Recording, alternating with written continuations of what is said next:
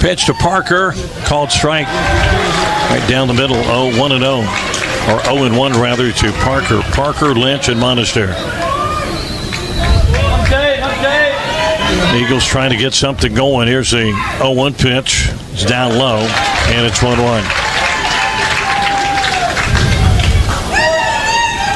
Eagles have been behind all afternoon. Penn got 2 in the top of the second. Eagles got 1 in the bottom of the second, but Penn just added 3 to go at 5-1 on Southern Miss. 1-1 to Parker. Swing and a miss at a high fastball. And 1-2 to Tate. You got to choke up and battle here if you're Parker. 1-2 pitch. Fouled back into the screen by Parker. Stays 1-2. As David Shoemaker, the left-hander, has come on to pitch here in the bottom of the 4th inning for Penn.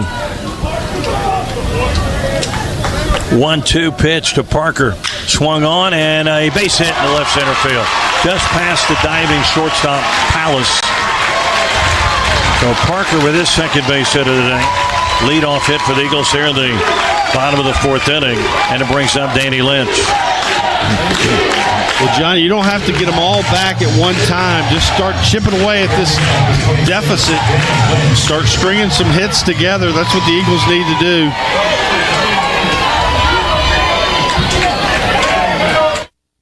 Parker got it started. Let's see if Danny can keep it going. Lynch 0 for 1 today. Breaking ball called strike to the left-hand hitter, and it's 0-1.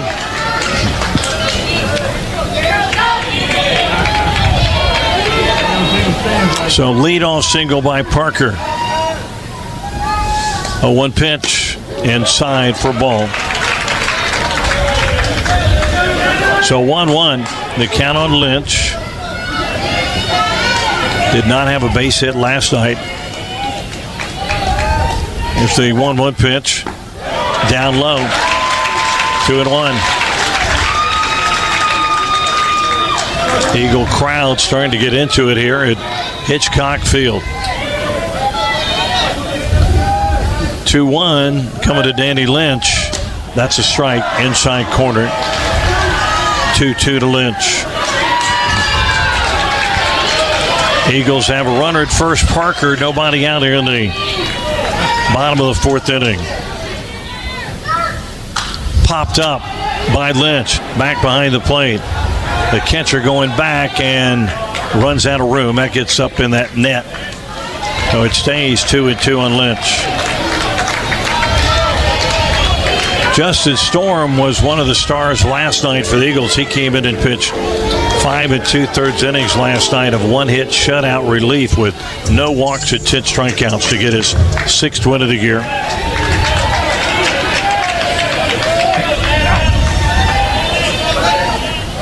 Two coming to Lynch. Swung on, pulled it foul down the first base side.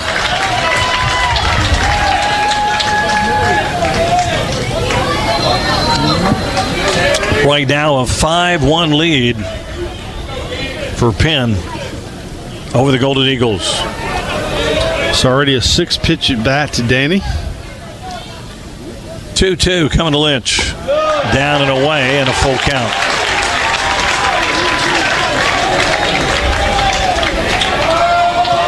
Monaster on deck. He'd be followed by Pato.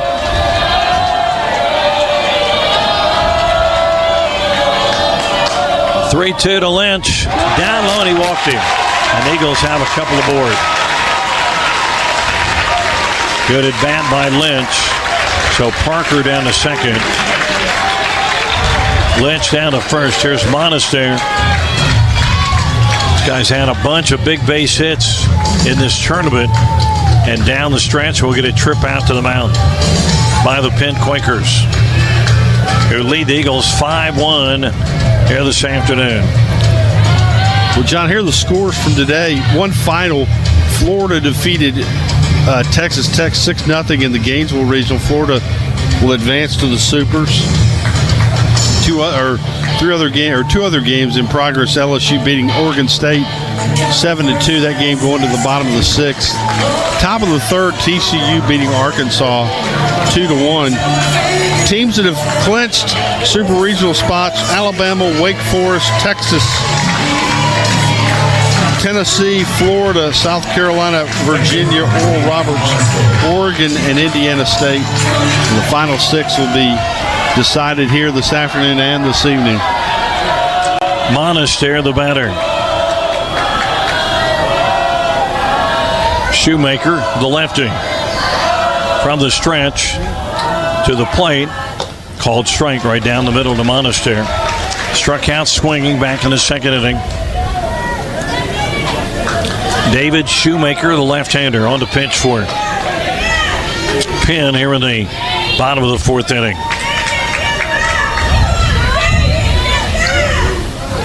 0-1 coming to Monaster. Swung on, ground ball back up the middle into center field. Around third comes Parker. He'll score, and the Eagles make it a 5-2 ball game. A single by Parker, a walk to Lynch, and an RBI single by Monaster, who drives in his 27th run of the year. First and second, nobody out for the Golden Eagles. Here's Pato. Pato hit by a pitch back in the 2nd inning. Yeah, Monaster, he got it, hit it just hard enough to where it could dribble up the middle, John, and score Parker from second base. Pato hits on the left side. Shoemaker kicks it, fires, and a breaking ball called strike to Pato. And it's 0-1. Penn 5, Southern Miss 2, as we play in the bottom of the 4th.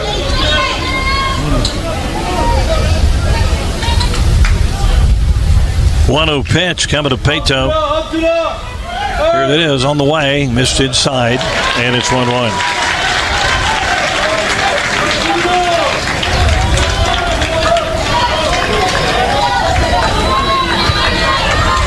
A 5-2 ball game. Eagles, though.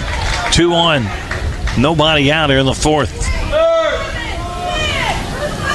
1-1 to Pato on the way. Swing and a miss by Pato. Big breaking ball. 1 ball, 2 strikes to Pato. Montenegro waiting on deck. He doesn't have to hit it out of the park, John. Just got to hit it somewhere where you can move the base runners up with nobody out. 1-2 down low to Pato, and it's 2-2. 1 run already in here in the bottom of the 4th inning. But Eagles down 3, 5-2.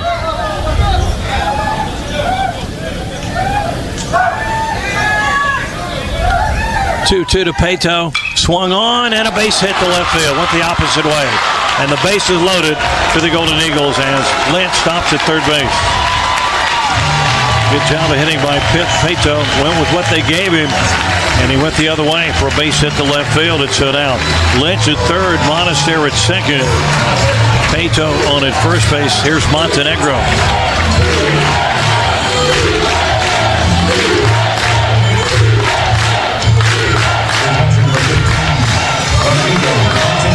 Montenegro singled his first time up today, back in the 2nd inning. First 4 Eagles have reached here in the 4th inning.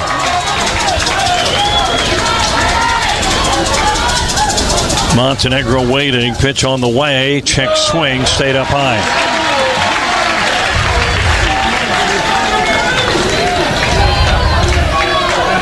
Montenegro hitting just around the 500 mark in this regional. It's had a really good week. 1-0 pitch. Missed inside. Hit him. It got him.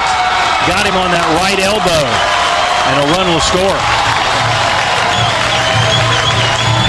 And the Eagles make it a 5-3 ball game. Down only 2. Montenegro hit by a pitch that brought Lynch in from third. Base is still loaded. Monaster at third. Pato down at second. Montenegro at first, top of the order. Here's Etzel, who's 0 for 2 today.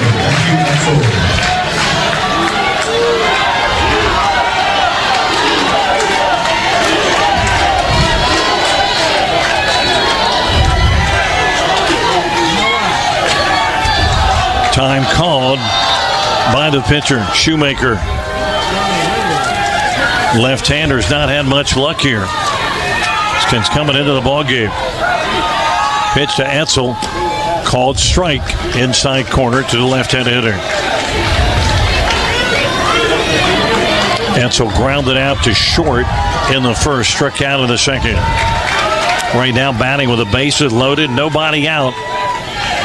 Well, John Etzel's one of the best at producing sacrifice flies this year in the country. How about a drive down the right field line? That's a base hit. Another run is in. Eagles keep the bases loaded as Monaster scores from third. Eagles have made this a 5-4 ball game. Down only one here in the fourth inning. Still nobody out.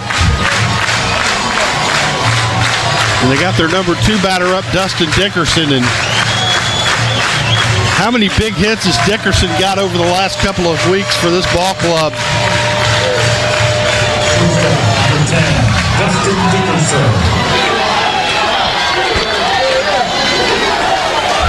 Dickerson 0 for 2 in the afternoon. Here comes a trip out to the mound by Penn as Eagles have made this a 1-run ball game here in the bottom of the fourth inning. 3 runs in the top of the fourth by Penn. Eagles have answered with 3 of their own, and we're going to get a pitching change for the Penn Quakers. So they're going to the bullpen.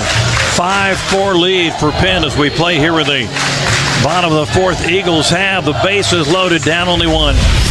Well, the Eagles have made this a 1-run ball game. 5-4 lead for Penn, and the Eagles still with nobody out there in the bottom of the fourth inning. The right-hander Ryan Drombrowski has come on to pitch for Penn. 6'2", 205 out of Columbus, New Jersey. Drombrowski making his 14th appearance of the year, his first time out of the bullpen. He has started 13 games this year, so one of their starters, Drombrowski, in the pitch, 68 innings work, giving up 46 hits, 27 runs, 22 earned runs. Walked 35, struck out 95. Opponents hit 187 against him. Earned run average at 2.91. 7 wins, 2 losses on the year for the right-hander, Drombrowski. But he's their Friday guy, John. They brought him in to try to quell this Golden Eagle rally. Dickerson with a base loaded. Drombrowski kicks it, fires, breaking ball, and line into center field by Dickerson. Eagles going to tie it up. 5-5, first pitch, and Dickerson slashes it out into center field to tie up the game at 5. And still, nobody out here in the bottom of the fourth inning. Dickerson drives in his 47th run of the year.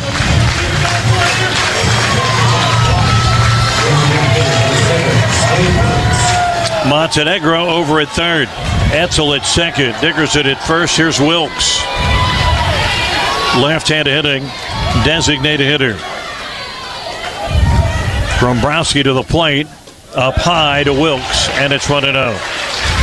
And the first 7 Eagles to the plate here in the fourth inning have reached base. Parker singled. Lentz walked. Monaster is single. Pato is single. Montenegro hit by a pitch. Etzel is single. And Dickerson is single to tie it up 5-5. Bases still loaded for Wilkes. Drombrowski looks in to get the sign from his catcher. 1-0 pitch. Breaking ball called strike to Wilkes. Taken all the way. And it's 1-1. 5-5 game here in the bottom of the fourth inning. Bases full of Eagles. Drombrowski 1-1 pitch to Wilkes, swung on, fouled it back. Still nobody out. The first 1, 2, 3, 4, 5, 6, 7 Eagles have reached base here in the fourth inning. But I'd love to see him hang another changeup like he did there. Wilkes missed that one, but I don't know if he'd miss it again. From the stretch, 1-2 to Wilkes, way outside, 2-2. Penn has brought in one of their weekend starters, Ryan Dombrowski. Montenegro at third, Etzel at second, Dickerson at first. Wilkes the batter. 2-2 pitch. Just fouled it back to stay alive. Just got enough of that to foul it away. And it stays 2-2 on Wilkes. Just in the bottom of the fourth inning, this ball game already has been taking a lot of time off that on the clock, man. It's been a long game so far. 2-2 to Wilkes. Down low. Full count to Slade with no place to put him.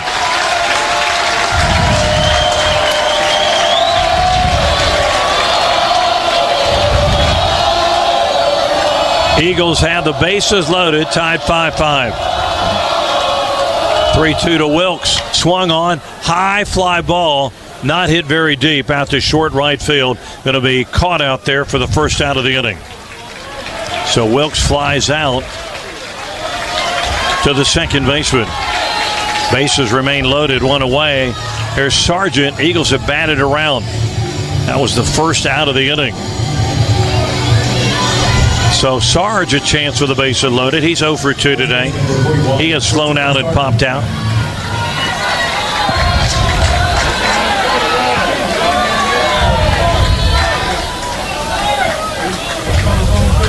Dombrowski, the right-hander, to the plate. Sarge swings. Bouncing ball to third. They'll step on third for one and throw to first and get a double play to end the inning.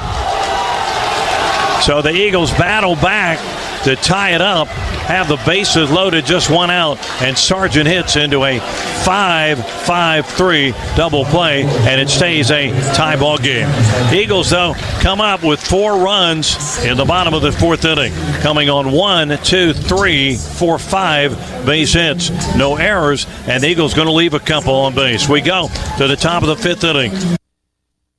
A true teammate takes on every day with a winner's attitude, gets up when they fall down, and leaves it all on the field. There's a group of teammates who do all these things every single day. But they're more than your typical athlete. They're kids dealing with unthinkable medical circumstances. Team Impact matches children facing serious illness or disability with college sports teams, creating a long-term, life-changing experience for everyone involved. Help us get all kids in the game. Visit teamimpact.org. Team Impact. All in, all together. College sports fans now have access to hundreds of weekly podcasts that zero in on the college sports world. Now available in the Varsity Podcast Network and part of the new Varsity app. The app is free and available from wherever you get your favorite apps. Download the Varsity app today to have access to hundreds of national podcasts as well as your favorite team-focused podcasts. The Varsity Podcast Network now available for free on the Varsity app. Download from the App Store and listen today.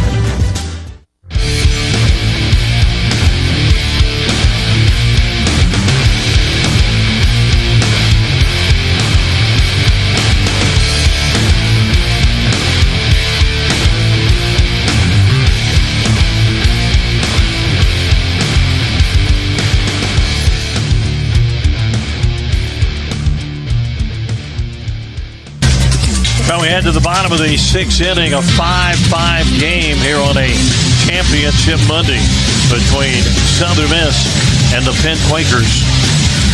Eagles send up Montenegro, Etzel, and Dickerson here in the bottom of the sixth inning.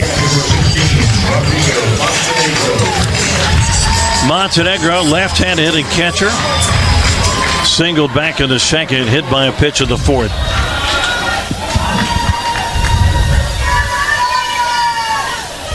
Dombrowski, the right-hander, to the plate. Check swing, foul ball. Off the bat of Montenegro, and it's 0-1.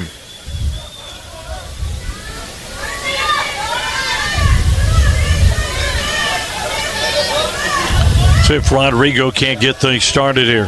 Tie ball game here in the bottom of the 6th.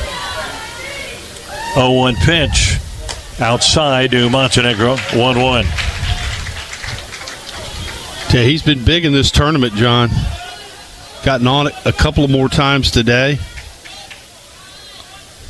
1-1 pitch to Montenegro, hit high to right field. The third fielder fell down and couldn't get to it.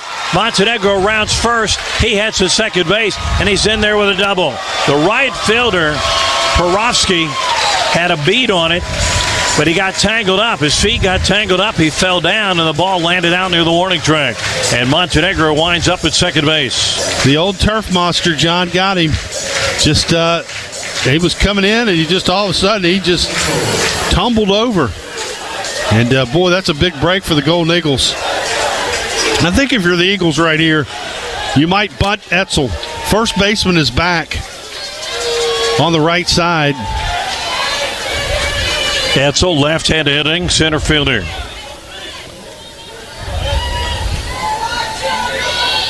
Dombrowski, the right-hander, to the plate. A called strike breaking ball to Etzel at the knees. And it's 0-1. So Eagles a chance to snatch the lead for the first time today. 0-1 coming to Etzel on the way. A little nubber to the right side. Well, that'll get the job done. Quick play to first, not in time. Etzel beat it. Slow roller, everybody playing back. Montenegro was going to get to third easily, but Etzel, with that speed out of that left-handed hitting batter's box, beat the throw, and Eagles have runners on the corners here in the bottom of the 6th inning with nobody out. Yeah, John, the second baseman, Taylor, he was playing into the shift, and he's back out at short right field. Normally, that's probably a little bit easier to play if he's playing at normal depth. But Etzel, with the speed that he's got, it was no chance to get him at all. Here's Dickerson, 1 for 3 today with an RBI. So Montenegro at third, Etzel at first. Pitch on the way to Dustin, called strike. Inside part of the plate at the knees to the right-handed hitting shortstop. Eagles trying to break a 5-5 tie here in the bottom of the 6th. Dombrowski, 0-1 pitch. Dickerson, high fly ball, deep left field, over the big green monster again for the third time in the tournament for Dustin Dickerson. A 3-run home run over the big green monster down that left field line, that 30-foot left field wall. Dickerson, home run, 3-run homer. Eagles have an 8-5 lead here in the bottom of this 6th inning. How about Dustin Dickerson? Wow, John, 10 homers on the year. Wow, we've never thought that. 6 in the postseason. He's got 4 this weekend. And, John, if he's not your most outstanding player for this regional, you have not watched any of this weekend's action. That is huge for the Golden Eagles right there. So Eagles, who were down 5-1, now lead 8-5, and we're going to get a pitching change, I think, here for the Penn Quakers. But Dickerson 3 times this weekend. He's hit one over that 30-foot green monster down the left field line, and that one sailed way out over that. And the Eagles have an 8-5 lead on the Dickerson home run. He now has 49 runs batted in, make it 50 runs batted in now in the year for Dustin Dickerson. John, I mean, where does the power come from? I mean, first 3 years, 2 homers. He's got 10 home runs.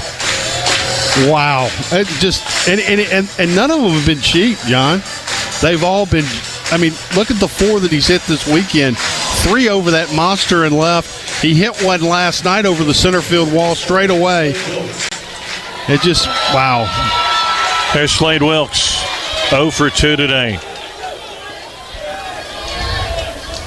Dombrowski's pitch, a called strike to Slade, and it's 0-1. So Eagles out in front this one now by a score of 8-5. A 1 pitch outside and a bit high to Wilkes. So Eagles, who have been down today all day long on the 3-run home run by Dickerson, take the lead. 1-1 coming to Wilkes, fouled back by Slade. 1 ball, 2 strikes to Wilkes. Playing here in the bottom of the 6th inning on Championship Monday. 1-2 coming to Wilkes, swung on, fouls it away down the left field line. Good crowd of Golden Eagle fans here today. Eagles fans have turned out in great numbers this weekend to watch the Eagles just about 4.5 hours away from home. 1-2 pitch, swing and a miss, and Wilkes is out on strikes. First out of the inning. 1 down Eagles, and here's Sargent. Sarge has flown out to right, popped out to third, and grounded into a 5-5-3 double play. And they'll move the second baseman, Taylor, almost directly behind second base. There's a pitch high and inside to Sarge. Or is it? Nope, they're going to call that one a strike. And 0-1 to Sargent. Eagles will have the 8-5 lead now here in the 6th inning. Sarge hits one foul past the skipper, Scott Berry, down that third base line. It's 0-2 to Sargent. Eagles down 5-1 going to the bottom of the 5th inning. Got 4 there to tie it, and a 3-run home run from Dickerson. Pitch on the way. Breaking ball down and away. So Eagles today, 1 in the 2nd, 4 in the 4th, 3 here in the 6th. Penn has gotten 2 in the 2nd and 3 in the 4th today. 1-2 to Sargent. Called strike 3. Sarge didn't think so. And there are 2 away. Back-to-back strikeouts for the right-hander, Ryan Drombowski, after giving up the 3-run home run to Dickerson.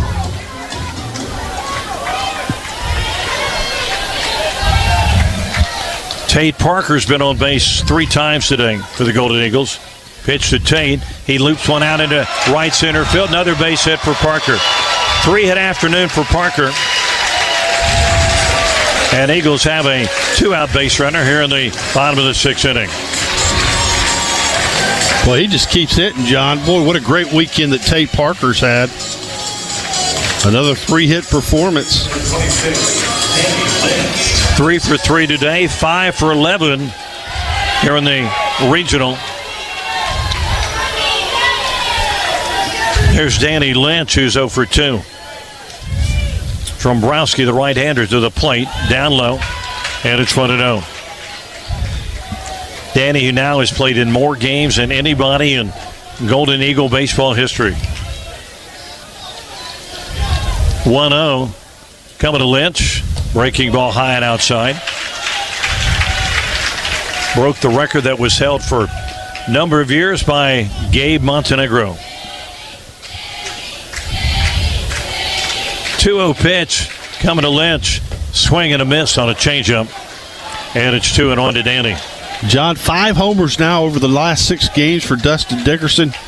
He's now the 4th Golden Eagle this year with double-digit homers.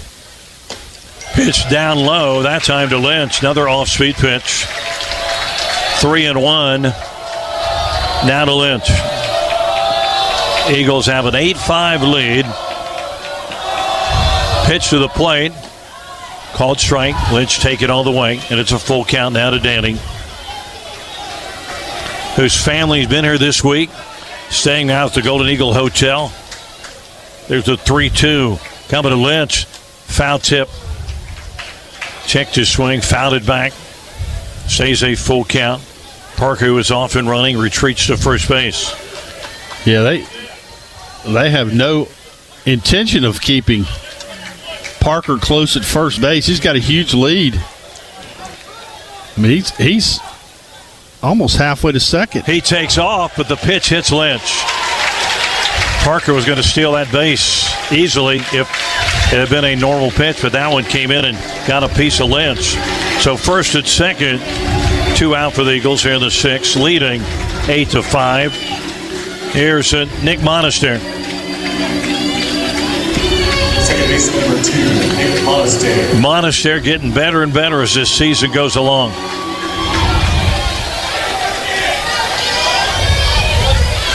Right-handed hitter.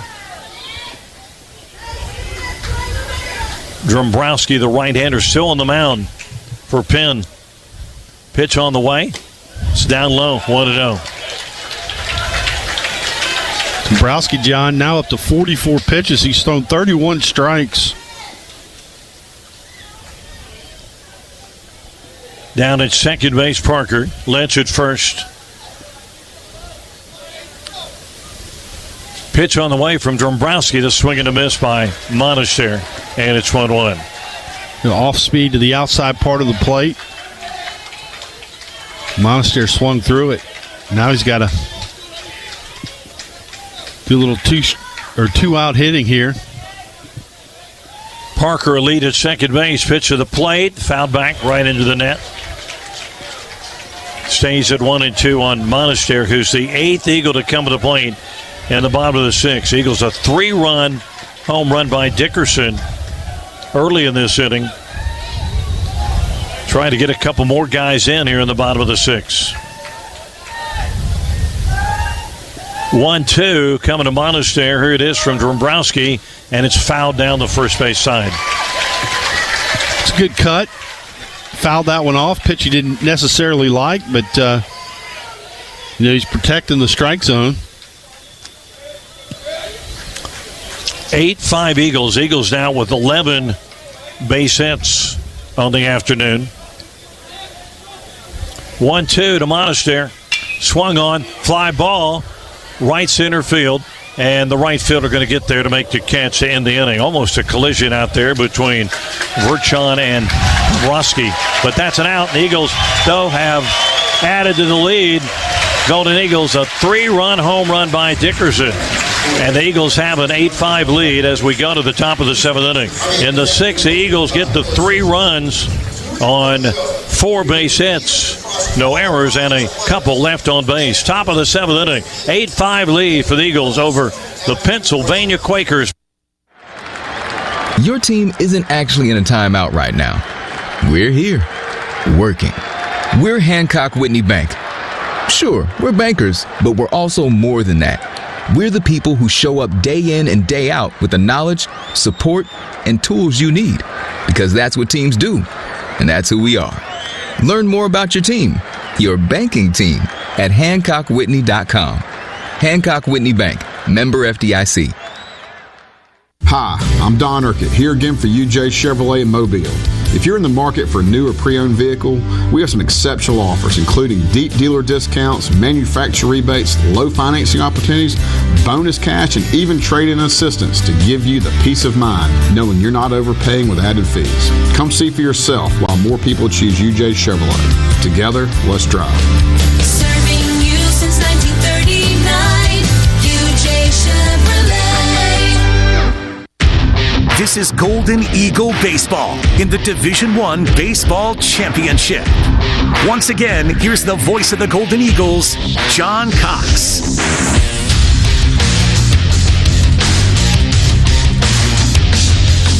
Bottom of the 8th inning, Golden Eagles have an 8-7 lead on Penn.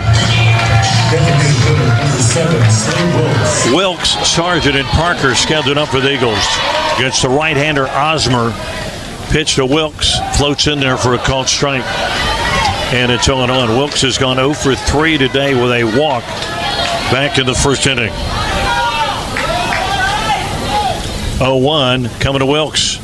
Watches that one drop in for strike 2. And quickly 0-2 on Wilkes. Eagles 8 runs, 11 hits. 7 runs, 10 hits for Penn this afternoon. 0-2 to Wilkes. Fastball misses down and away to the left-handed hitter, and it's 1-2.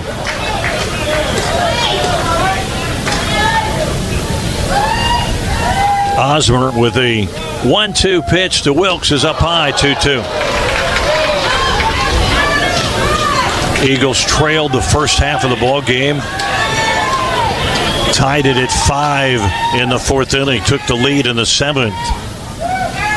Pitch swung on, hit foul way down the right field line. Wilkes got out in front of that one and pulled it foul. Stays 2-2 on Slade. Young man out of Columbia Academy. 20 home run guy this year. 2-2. Coming to Wilkes. Swung on, line drive right to the second baseman Taylor, who had him played in that shift to the right field side. Perfectly placed that time. Wilkes lines out, one away. Eagles in the bottom of the eighth inning. Here's Sarge, who's gone 0 for 4 in the ball game.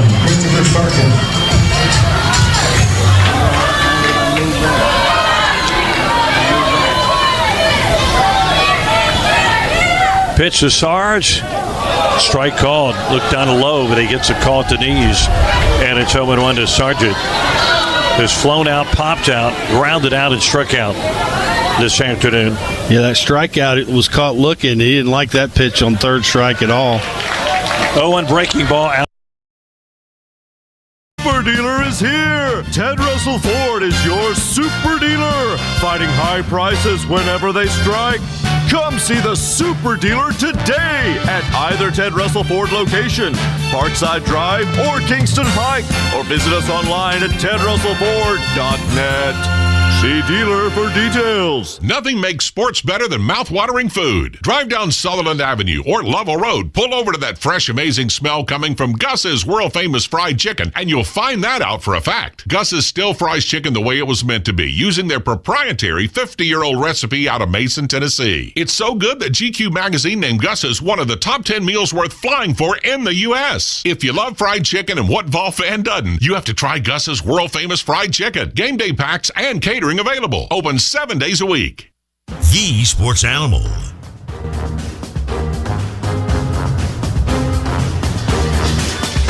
We go to the top of the second. No score between Tennessee and Miami. The winner of this game will get Cincinnati. Bearcats knocked Wake Forest into the losers bracket. 11-6 the final today. So, after going a 1 o'clock start this afternoon and what was supposed to be a 6 o'clock first pitch for this game, got pushed back an hour due to weather. Start times for the rest of the weekend will be noon and 6 tomorrow, noon and 6 on Sunday. And if there is a Game 7 for the regional, it would be to be announced and likely, if not early afternoon, no more so than mid-afternoon, Monday here at Lindsey Nelson Stadium, Robert M. Lindsey Field. So Tennessee a 2-out single, a man left at first, a 1-out single, and a walk that followed. Redhawks left runners on the corners. Top of the first. And so lefty versus lefty. First pitch, a called strike to third baseman Dominic Krupinski. Krupinski. Team high 361 average, 6 homers, 42 runs batted in. Pitch misses above the letters. And it's 1-1. So again, the setting sun is awfully bright for Gavin Keelan at short and potentially Dalton Bargo in left. Strike puts the count at 1-2. 97 on that offering by Doyle. And Doyle, first 2 innings, using that slider early and often. Kind of using the fastball later in the counts. Ground ball, right side. Over to get it is Fisher. He'll sprint to the bag, get there a step in front of the third baseman for the Redhawks. And that's 1 up, 1 down. Krupinski, he transferred to Miami, Ohio from Indiana State. So you've got some former Hoosiers as well as at least one former Sycamore. But he is listed as utility player, 5'10 junior, 180 pounds from Livonia, Michigan. So it's 1 up, 1 down. And here is Ty Bodicic. Designated hitter. An even 300. 6 home runs, 52 runs batted in. Takes a strike on the inside corner. And it's 0-1. Spell the last name B-A-T-U-S-I-C-H. He is a catcher by trade. The DH in the lineup, 6 feet tall, 190 pounds from Joliet, Illinois. was at Western Kentucky, a former Hilltopper before he became a Red Hawk. Fastball misses, and the count even at 1.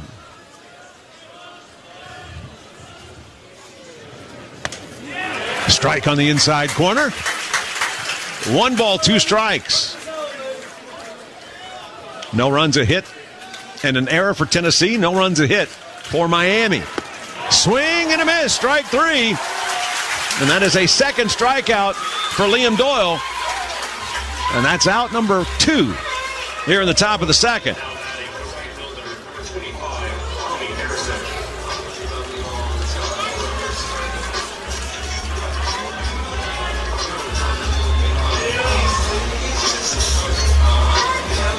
Right fielder Tommy Harrison making his 20th start. He's a junior, hitting .215 for the season. 4 home runs, 21 runs batted in. Takes a fastball away for ball 1. He's listed as a catcher and a utility player. Redshirt sophomore, Cleveland, Ohio. The hometown, 6'3", 220 pounds. Another pitch. Misses away. And he works ahead in the count, 2-0. Liam looking for a 1-2-3 inning against Miami in this top of the second. Belt high strike. 2-1 to the 8-hitter for head coach Brian Smiley. Swing and a miss as he chased high heat. 2 balls, 2 strikes with 2 down. Infield plays back for the Volunteers. Outfield straight away. Pitch just misses outside. For Tennessee in the outfield, Dalton Vargo in left, Hunter Inslee in center, Reese Chapman in right. The infield third to first is Manny Marin, Gavin Keelan, Dean Curley, and Andrew Fisher. And the battery for the Big Orange, Cannon Peebles behind the plate. Liam Doyle on the hill for the University of Tennessee. And that pitch gets a foul ball, lifted out of play towards third, and it remains 3 balls, 2 strikes. So, a nice breeze is stirring the flags in right center, blowing across the outfield from right to left. Wow! Pitch right there on the borderline, taken for ball 4, and it's a 2-out base runner as Harrison gets on. And I think Peebles like that one. Anytime you kind of see him kind of take a couple steps from behind the plate, it's him telling Frank, hey, that one's pretty close right there. A walk last inning, a walk this inning. It is a 2-out base runner, and here is second baseman Blake Buzzio. Buzzeo. Pitch misses outside. Left-handed pitcher working to the right-handed batter, trying to work from the outside in. And it's ball 1. 237 the average, 2 home runs, 36 runs batted in. Harrison at first has not attempted a stolen base. Swinging a foul ball straight back. 1-1 the count. Buzzio, a 5'11 senior, 185 pounds, from Stowe, Ohio. Quick walk down the back of the mound for Doyle. Getting ready to throw the 1-1. Swing and a miss for strike 2. So as he was with Harrison, Doyle a strike away from getting out of the inning. 2 out, man at first, no score, top of the second.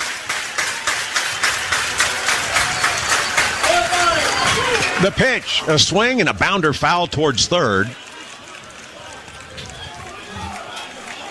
We'll go through the setup again.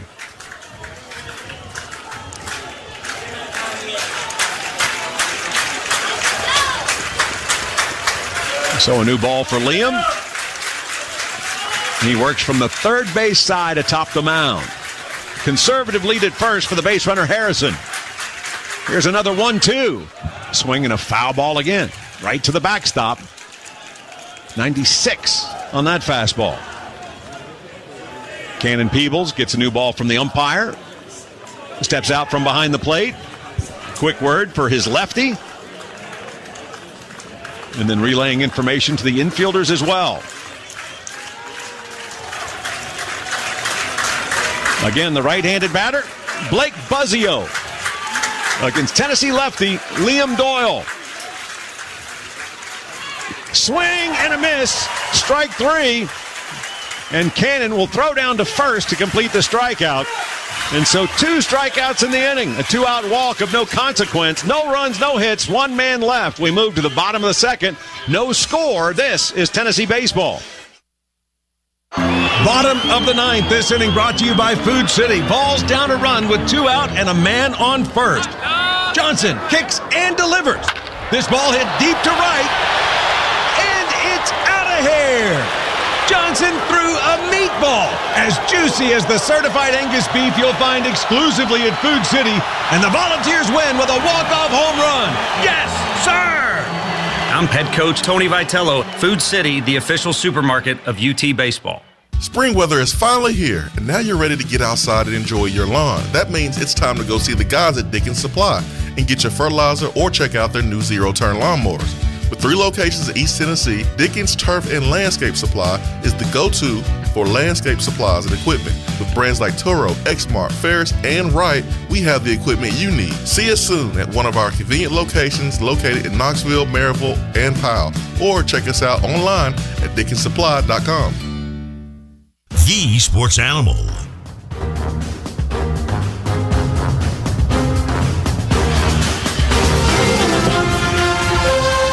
Tennessee got a base runner in the first inning against Cooper Katsky. 2 innings for the lineup for Miami, Ohio, and they've gone through their lineup 1-9. Tennessee would love to get something going. A base runner much earlier in this team at bat. It'll be hitters number 5, 6, and 7. Second baseman Dean Curley, right fielder Reese Chapman, and the DH Levi Clark. And so Dean Curley, he started the rally against Texas, got the first hit for the Volunteers, scored the first run, and then drove in a run the next inning. Tennessee went from trailing 4-0 to tying it after 2 in the 5th, 2 in the 6th. Vols won it in 12, 7-5. First pitch is a strike on the outside corner. Right-handed batter against the right-hander. Dean hitting .312 for the season, 12 home runs, 41 runs batted in.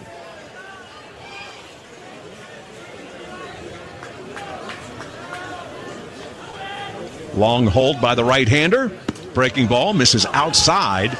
Dean wears the number 1. Sophomore, draft eligible, 6'3", 218 pounds, from Laverne, California.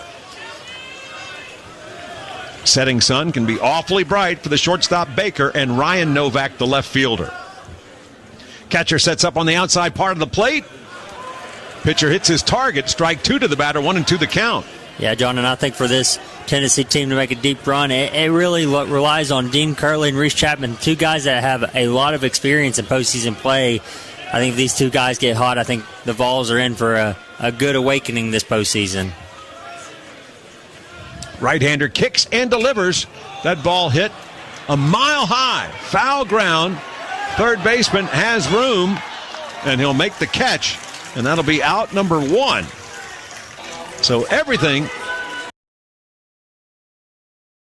has been popped up, that's been put in play, with the exception of the Hunter Inslee single.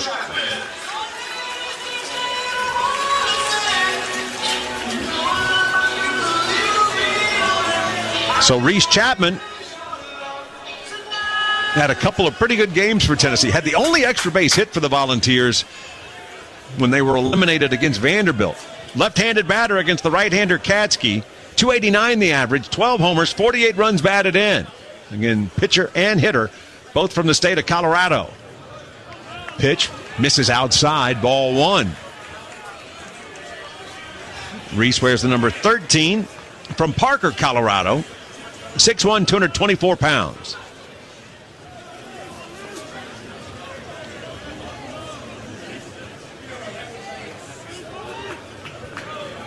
Four seconds on the pitch clock, into his windup.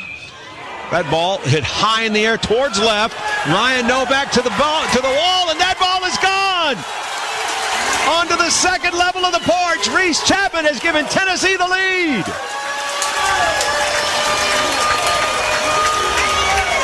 His 13th home run of the season. Run batted in, number 49. And Reese Chapman, familiar with the man on the mound. It's the 7th home run allowed by Katsky. And Tennessee, with its second hit of the ball game, gets its first run on the board. And the Vols lead 1-0, courtesy Reese Chapman.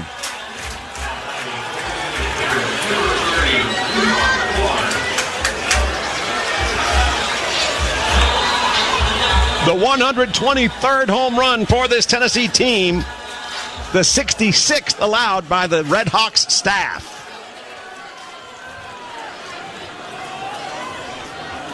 And now here's Levi Clark. He'll take a strike on the outside corner, and it's 0-1. And what a great swing by Chapman. When he is at his best, he is working that left center to left side, and, I mean, that's just a strong swing right there. A run, 2 hits for Tennessee. 1 out, a run in, bases empty, bottom of the second. Swing and a miss for Clark. Strike 2 to the Tennessee freshman.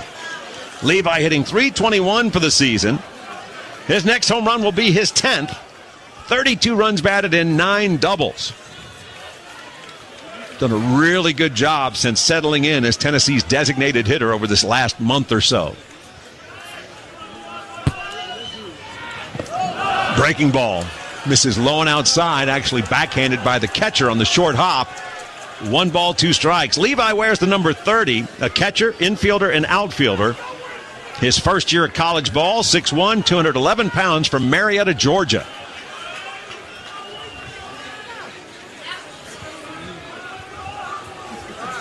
Pitch on its way. Swing and a miss for strike 3, and that'll be the first strikeout for Katsky, and that's out number 2 in the inning.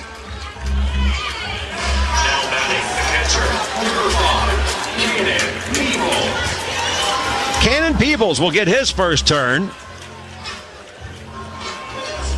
Also a member of the all-tournament team down in Hoover. Average at .250, 11 home runs, 41 runs batted in. He'll hit from the left side against the right-hander.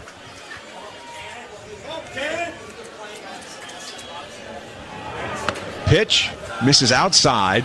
Ball 1. Ashland, Virginia, the hometown. A junior, 5'11", 190 pounds. His second season at Tennessee. His third year at college ball. Batting 8th for Tennessee in tonight's contest. Hard grounder. Into right field it goes. Into the corner. Taking the turn at first. Digging for second. Peebles will coast in with a double.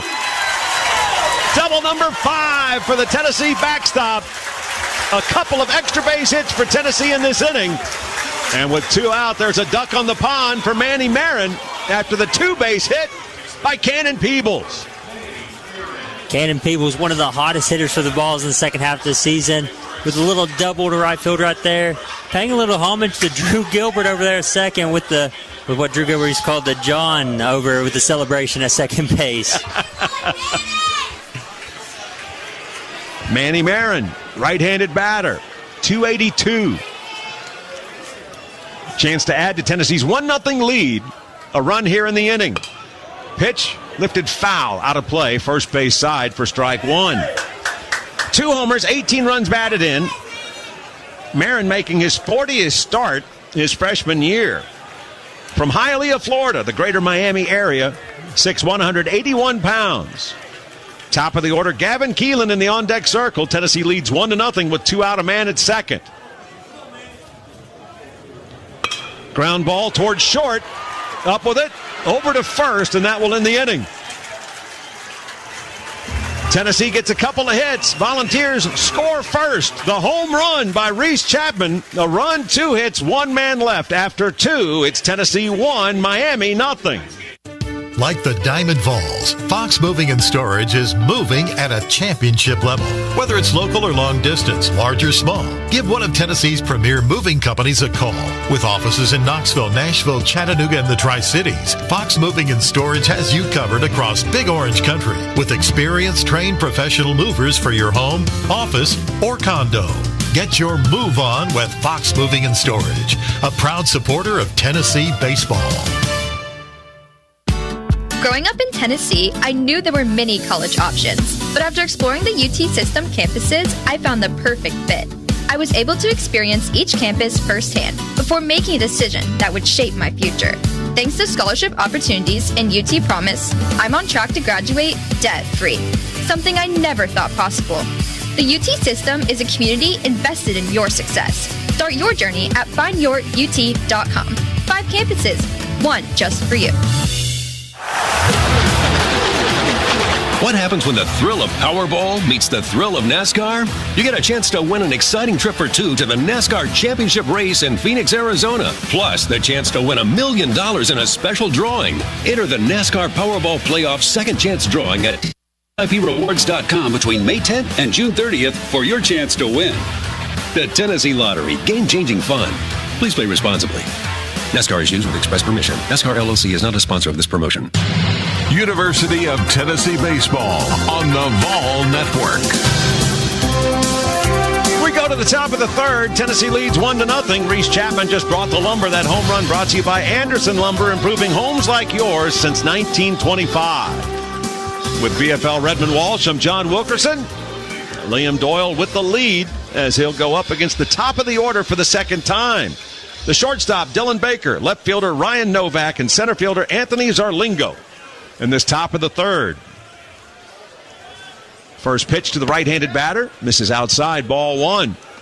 Miami had runners first and third with 1 out in the first. Got a 2-out walk last inning, so they've had opportunities.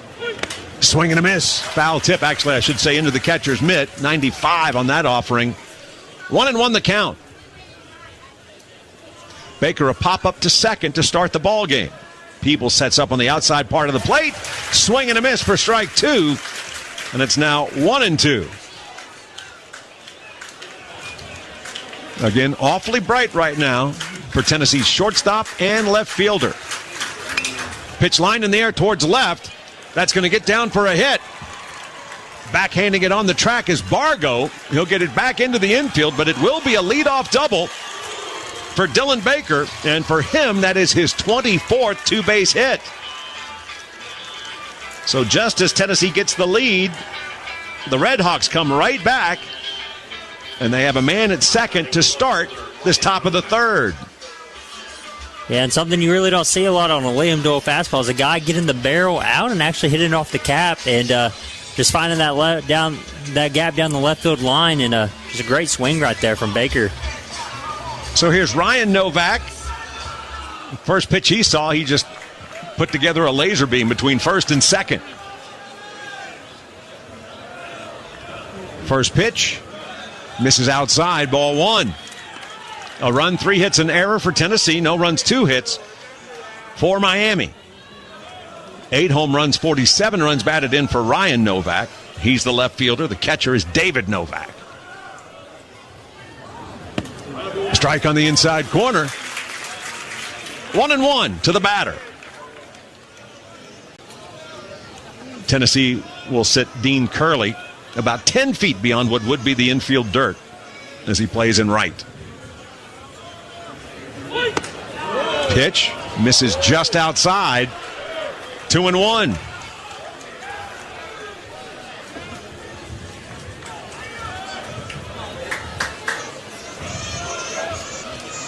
Baker gets his walking lead from second. Keelan, the shortstop, cheats in behind him a couple of steps. There's a ground ball up the middle. Gloved by Keelan behind second. He'll throw to first. That's out number 1 in the inning. Runner moves from second to third, so the tying run now 90 feet away. So a base hit the first time for Novak. He's out number 1 here in the third, but Zarlingo will get the first chance this inning to get his team on the board. So against the right-handed batter, Marin will play a step in front of the bag at third base. Looks like they're going to play Fisher just a couple of steps behind the baseline, off the line at first. Pitch misses outside, ball 1. Zarlingo hitting from the right side against the Tennessee lefty. He worked a walk in the first inning. One of 2 walks issued by Doyle so far. Ball popped up, fouled out of play. 1-1 the count. 1 out, tying run at third, top of the third. Tennessee 1, Miami nothing.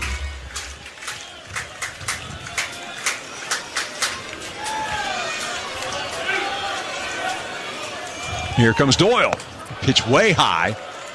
2-1 as that fastball rose on him just a little bit. Yeah, one thing I'm saying from Doyle tonight is maybe kind of getting out of his mechanics a little bit. A guy that's very linear, kind of working towards catcher, kind of falling off more than usual to his right of the mound, causing him to miss just a little bit more than usual tonight. The 2-1 is a slow roller foul towards third. Gloved by Marin. That one will get tossed out of the game. Second strike to the batter. Chance for a strikeout, which would also be sizable in this instance. And so Doyle knocks some of the dirt off his cleats. He'll make his way back to atop the mound. 1 out. Runner at third, the 2-2. Pitch misses outside. Ball pops out of the catcher's mitt. But Peebles scrambles to track it down. Runner never thought about breaking from third. And that's ball 3 to the batter, 3-2 the count. It was ball 4 the first at bat. And now there's the potential for Miami to get 2 on again with 1 out here, top of the third. Here's the 3-2. Ball lifted foul out of play towards right. We'll get another payoff pitch in this instance.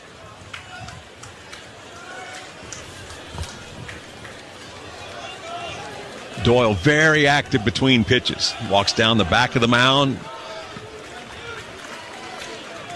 Makes his way over to the third base side, then back on top. He kicks and delivers. And another sky-high pop fly, foul ball. Went with the fastball again. This Miami Ohio team is doing a great job of working his pitch count. I mean, Liam Doyle has worked many of full counts tonight, and they're doing a good job of fouling pitches off. His roommate, Tennessee first baseman Andrew Fisher, shouts a word of encouragement from first. Called strike on the inside corner. It was a flick of the wrist, a flinch if you would. But it was called strike 3. That's strikeout number 4 for Doyle, and there are 2 down.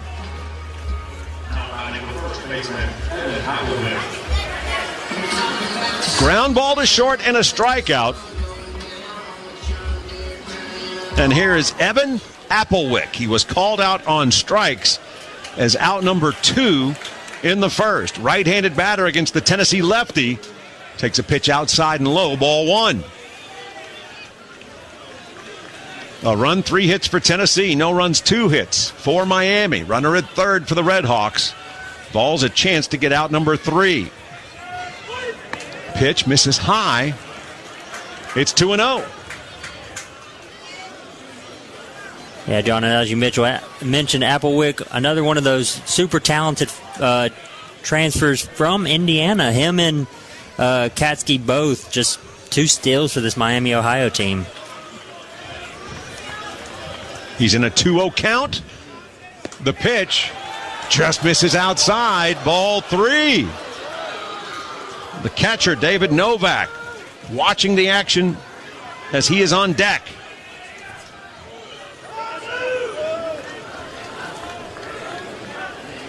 The 3-0 to the plate. Ball 4, a 4-pitch walk. And so after the leadoff double, ground ball to short, move the runner to third. Called third strike, out number 2. This is the 3rd walk of the ball game, issued by Liam Doyle, and it's runners first and third with 2 out. It's a trip to the mound for Cannon Peebles.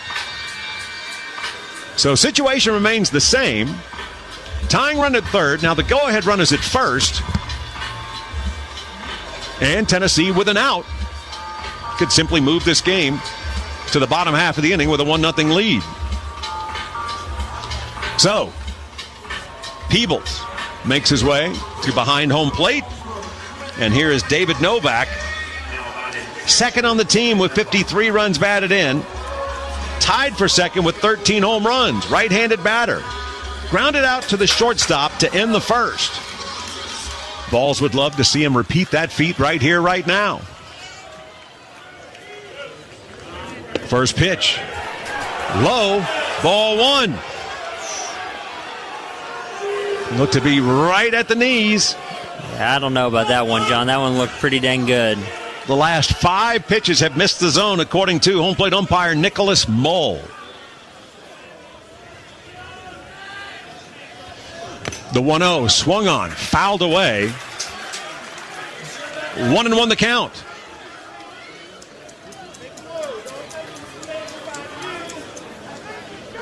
Batter steps out of the box momentarily. Now back in from the right side after a glance towards his third base coach. Doyle again ready. Pitch, lined into right field. That'll get down for a hit. This game is tied. The runner tearing around second, digging for third. They're going to hold him there. And it will be an RBI double. So Novak went opposite field. For him, it's his 11th double of the season. Run batted in 54. Baker scores from third. Applewick now at third. And David Novak has tied the game. And Miami plays for the lead.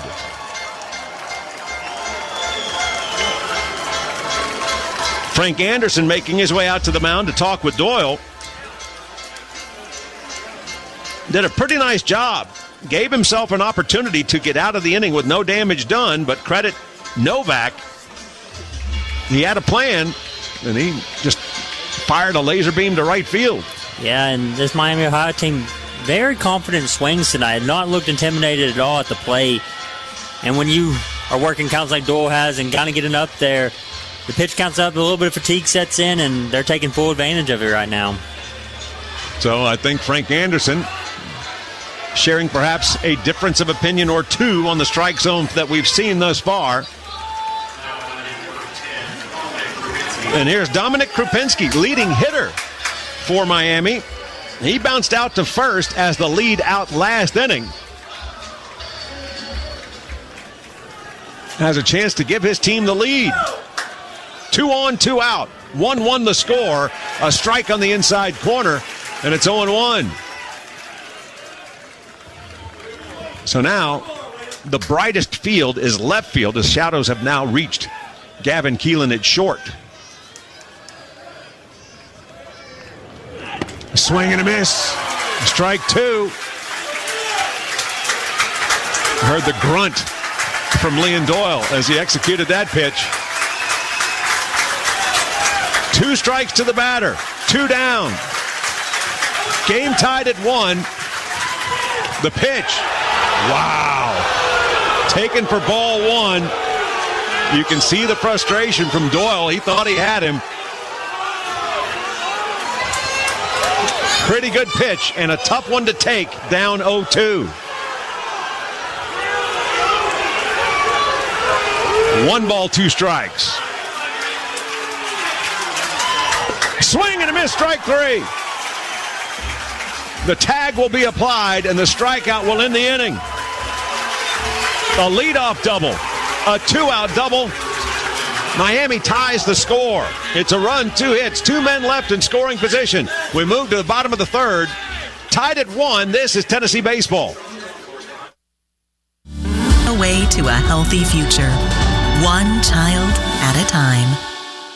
Treat your taste buds to a world of sweet indulgence with Old South Candy. Locally owned Old South Candy offers a tantalizing array of delicious and intriguing flavors that will leave you craving more. Indulge in their gourmet fudge with flavors like red velvet, chocolate raspberry cheesecake and strawberry cheesecake, chocolate caramel truffles, and creamy buckeyes, all made with the finest ingredients. Visit Old South Candy today in Halls in the Food City Shopping Center or oldsouthcandy.com. Old South Candy, proud supporter of the Tennessee Vols.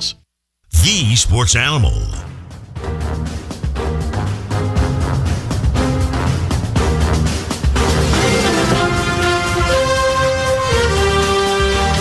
66 pitches for Liam Doyle through 3 innings, 3 hits, a run, 3 walks, 5 strikeouts. Tennessee got a home run and a double last inning against Cooper Katsky.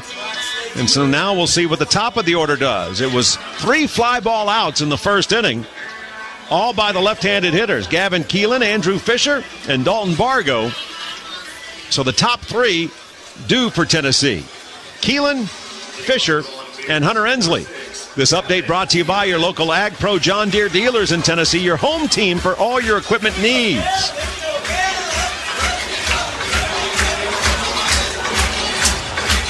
Tennessee a run in the second. Miami came right back to tie it with a run top half of this inning, the third. And Keelan starts with the shift to the right side, the shortstop playing straight up the middle and on the right field side to second. First pitch, strike at the letters. 0-1. We'd like a couple of those last inning. Yep. I mean, and that's all you ask for. Just same consistent box, and not necessarily seeing that from the home plate umpire this stage of the game. Pitch misses outside, 1-1 the count. A run, 3 hits, an error for Tennessee. A run, 3 hits for Miami. Keelan, 15 home runs, 43 runs batted in.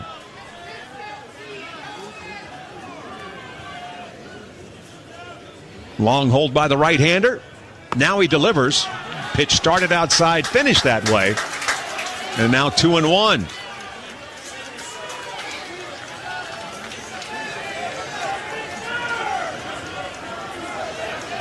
Keelan, first team All-SEC at second base.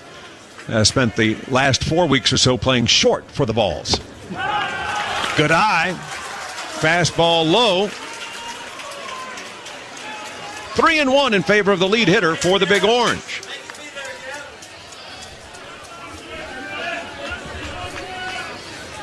The right-hander again comes set. Winds and fires. High, ball 4. It's the first walk issued by Katsky, and the lead man is on for Tennessee.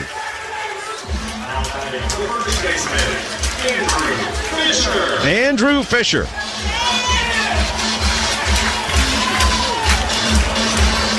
Hit the first ball, I should say in his first at bat, hit the ball a ton, but it was almost as much straight up as it was out. Yeah, and that first inning, the Vols maybe missing a little bit under, but like you said, John, seeing it well, hitting the ball hard, just a little too high, not far enough. Now it's a lead at first for Keelan. He'll draw a throw over. Gavin 6 for 8 stealing bases. Tied for second on the team. Dean Curley and Jay Abernathy each with 8, and there's another throw over. Tennessee as a team is 52 for 67 when it comes to stealing bases.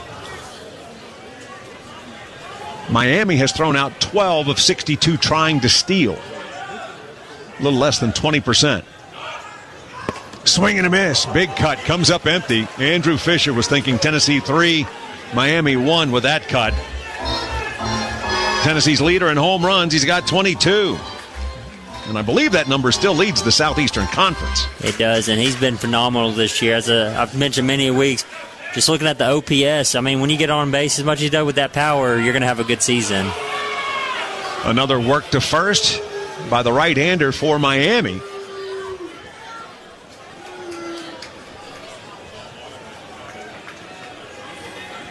Gavin extends his lead just by about a half step or so. Pitch popped up, fouled out of play. Strike 2, 0-2. So much real estate for that third baseman as he's playing where the shortstop normally would be. And so Fisher calls time, makes his way back over to the on-deck circle. Game tied at 1. Go-ahead run at first for the Volunteers in the person of Gavin Keelan and Fisher. Make sure that everything is buttoned up as he climbs back in, protecting the plate down 0-2. Pitch on its way. High. Ball 1. A little bit of a pitch out right there. Kind of set up out and away. Maybe thought he was going to go right there. Keelan on first. Gavin again. Decent lead from first. 1 ball, 2 strikes to Andrew Fisher.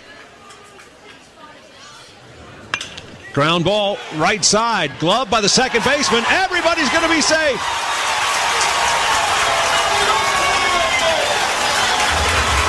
You could tell it was perhaps a bit awkward because he's the second of the 3 defenders. And Gavin Keelan has just raced from second to third while the pitcher was walking his way back up the mound. Time was never asked for. And so Keelan, the go-ahead run is 90 feet away. It's an error on Miami. As Buzzio, the second baseman, came in, he was going to glove it. It wasn't the most hard-hit ball. But he was expecting, I think, his shortstop to break for the bag. It was the third baseman playing where the shortstop normally is. And I think it was a left brain, right brain thing, and he just never came up with the ball at all. Yeah, one of the downsides of that shift is you're moving around. You're not as in your comfortable position. Exactly what you said, John. He was kind of expecting it to be the shortstop there. Shortstop breaks to him, gets a little caught in between, and hey, Keelan takes advantage of it. Nobody at third, and he just takes the extra base. Go ahead, run at third. Error, the 51st this season against Miami. Hunter Ensley got a 2-out single as the first hit for the Volunteers in the first inning. And if he gets a hit here, Tennessee will move back in front. We're tied at 1. Keelan at third, Fisher at first. Right-handed batter now against the right-hander. Pitch misses outside, ball 1.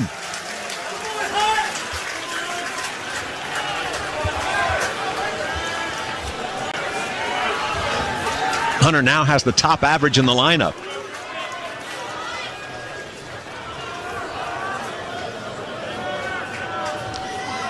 Katsky eyes the runner at third.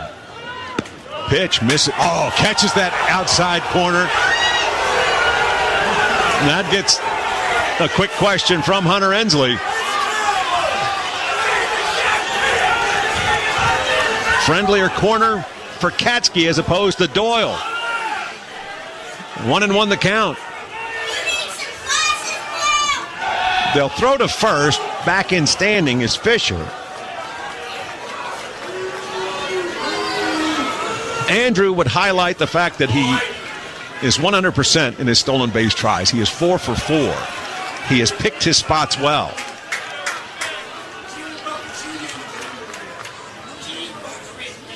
One on its way. That ball popped up on the infield. And the first baseman will make the catch, and that'll be out number 1. And that's one thing the Vols can't do on this run is a situational hitting this whole season has been kind of something that we've struggled with. And a man on third, less than 2 outs, you got to find a way to either get that ball to the outfield or get that ball on the ground to score them.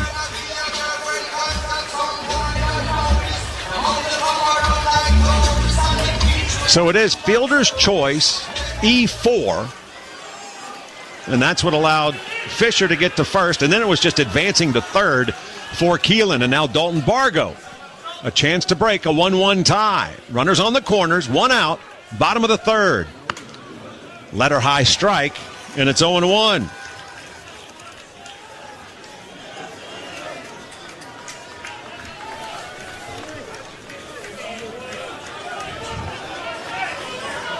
Against the left-handed batter. There's a quick throw to first.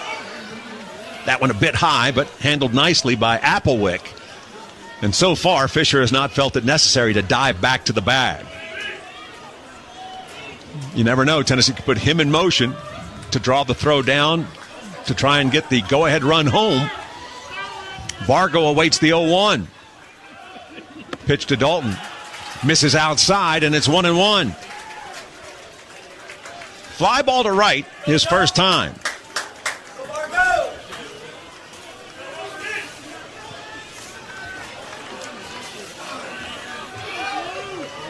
Pitcher works to first again, checking over his left shoulder. as the eyes the target set by his catcher.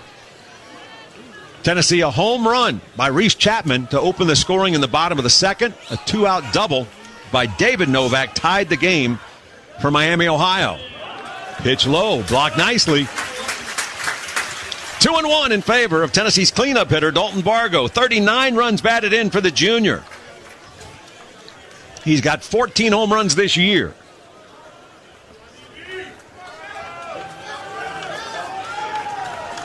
Another throw over.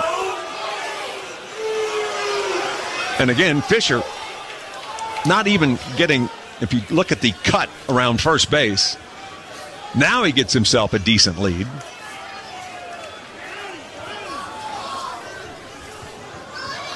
Bargo awaits the 2-1. Curveball misses high and inside, and it's 3 balls and a strike.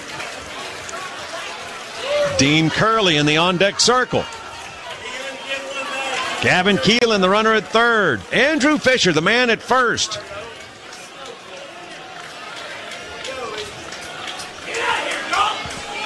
Bargo awaits the 3-1.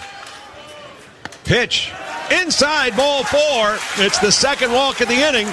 And there is a ball at every base with 1 out. Game tied at 1 in the bottom of the third.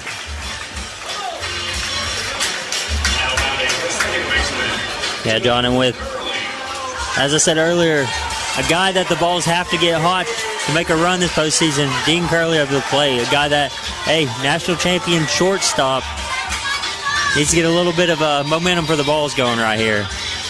Fouled out to the third baseman as the lead man last inning. So his second look at Cooper Katsky, a teammate at every base in a 1-1 game. First pitch misses outside, ball 1. A walk to Keelan. Fielder's choice, an error allowed Fisher to reach. Keelan was at third by the time that play ended. And another walk after the pop-up on the infield by Inslee to Dalton Bargo. Pitch misses low. Curley throws up the stop sign. Nice stop by David Novak. And now Dean works ahead in the count 2-0.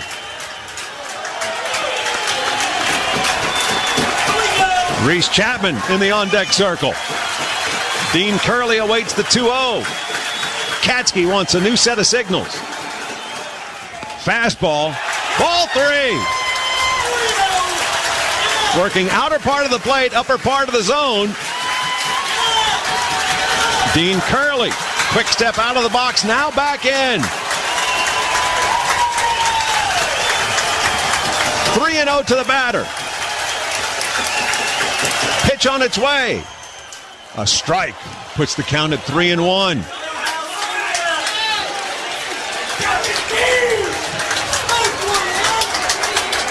The 5-hitter for Tennessee, Dean Curley. 14 home runs, 34 runs batted in.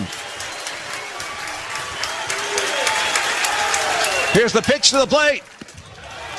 Outside, ball 4. Tennessee leads 2-1. Second bases loaded walk drawn by Dean Curley in the last week. Did so against Texas. Does so against Miami. Keelan scores. Fisher to third. Bargo to second. Dean Curley now with 42 runs batted in. And here is Reese Chapman, who opened the scoring with a home run to left.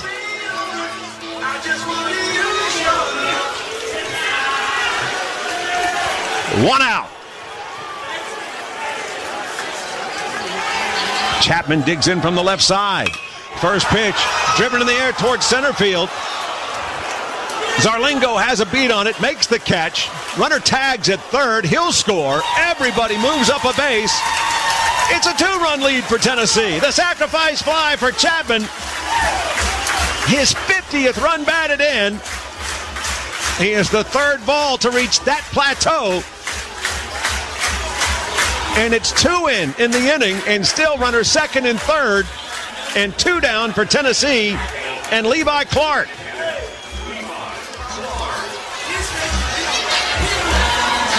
Fisher scored from third. Fargo advanced to third. And Dean Curley is standing at second. Clark struck out his first time.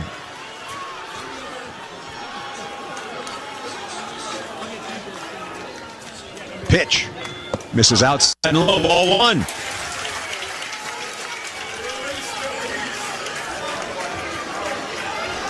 Three runs, 3 hits, and an error for Tennessee. A run, 3 hits, an error for Miami. Again, Bargo at third, Curley at second. Clark looking for a base hit and 2 more for the orange and white. Pitch low. 2-0.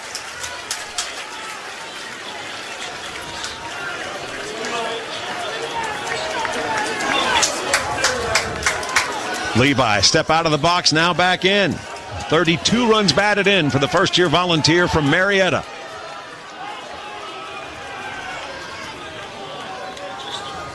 Here's the kick in the deal. Called strike on the outside corner, and it's 2-1. Yeah, and Katsky throwing some good pitch, to be honestly. Novak kind of pushing his balls out of the zone a little bit. Right there, he even gets the called strike, but not looking the most comfortable behind the plate right now.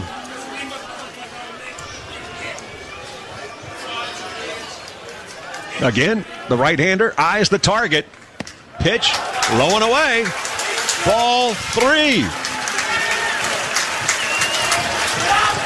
Walks in the inning to Keelan, Bargo, and Curley.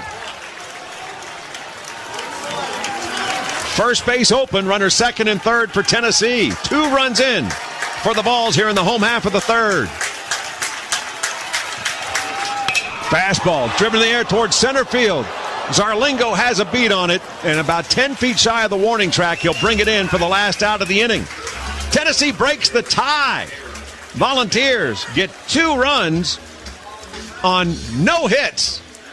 1 error and 2 men left.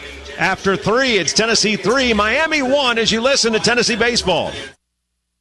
Life is busy. Work, family, responsibilities. What if college fit your schedule? At Roan State, we make education work for adults like you with flexible online, in-person, and hybrid classes. Learn on your schedule from anywhere. Affordable degrees designed to help you advance your career or start something new, all while balancing your busy life. At Roan State, it's students first. Your goals, your schedule, your time. Get started today at roanstate.edu.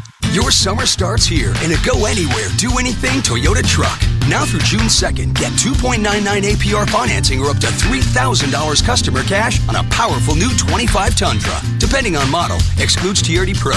Or lease a rugged new 25 Tacoma SR for just $289 a month for 36 months with $39.99 due at signing. With approved credit through TFS. Tax, title, and license extra. Call 1-888-36-TOYOTA for details or go to Toyota.com. Toyota, let's go places.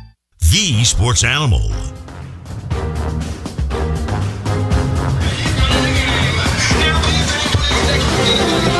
Running the second for Tennessee. Miami tied it, run top of the third. Tennessee broke the tie to bottom of the third. So we go to the top of the fourth. Liam Doyle back out for the Big Orange. Let's go ahead and pause. 10 seconds for station identification. 10 seconds for a station ID from Learfield. This is the Ball Network.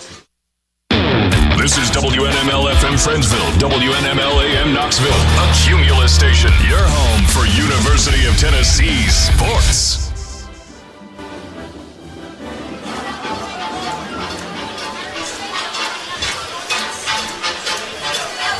For the Redhawks, it'll be hitters 7, 8, and 9, starting with the designated hitter, Ty Bodicic. Swing and a miss for strike 3 is out number 2 in the second. Right fielder Tommy Harrison, second baseman Blake Buzzio also due up. Winner of this game gets Cincinnati tomorrow night at 6. First pitch, letter high strike, check swing, and it's 0-1.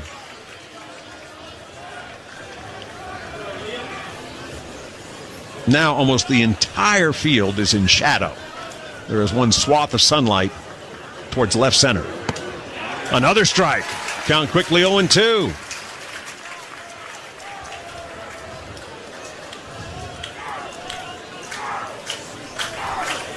Doyle.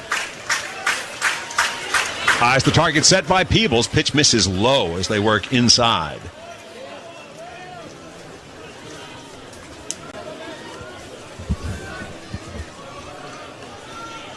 Liam goes back for the rosin bag. So different from the conditions that he has pitched in his last couple of games. Swing and a foul tip. Ball off the very end of the bat. The DH for Miami will get another turn. But you had a pretty humid night, which was game 2 for Tennessee at Arkansas.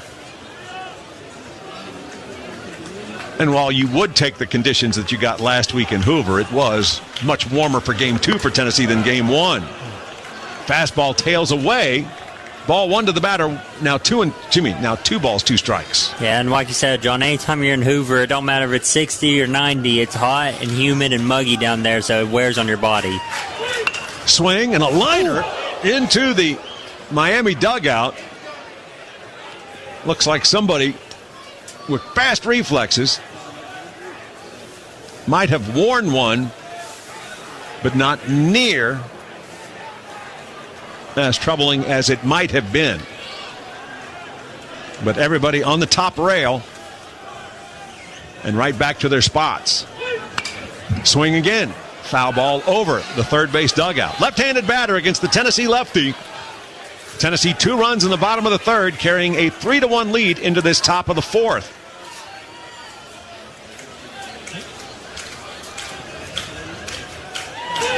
Swing and a miss, strike 3. That is a 6th strikeout for Doyle, and that's out number 1 to start the 4th inning.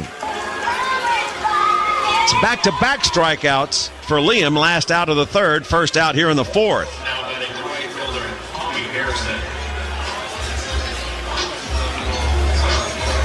Harrison worked a walk his first time. Lefty versus lefty.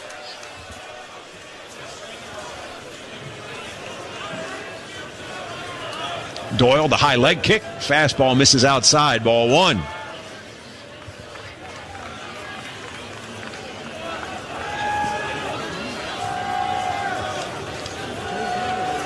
Infield plays back. Outfield straight away.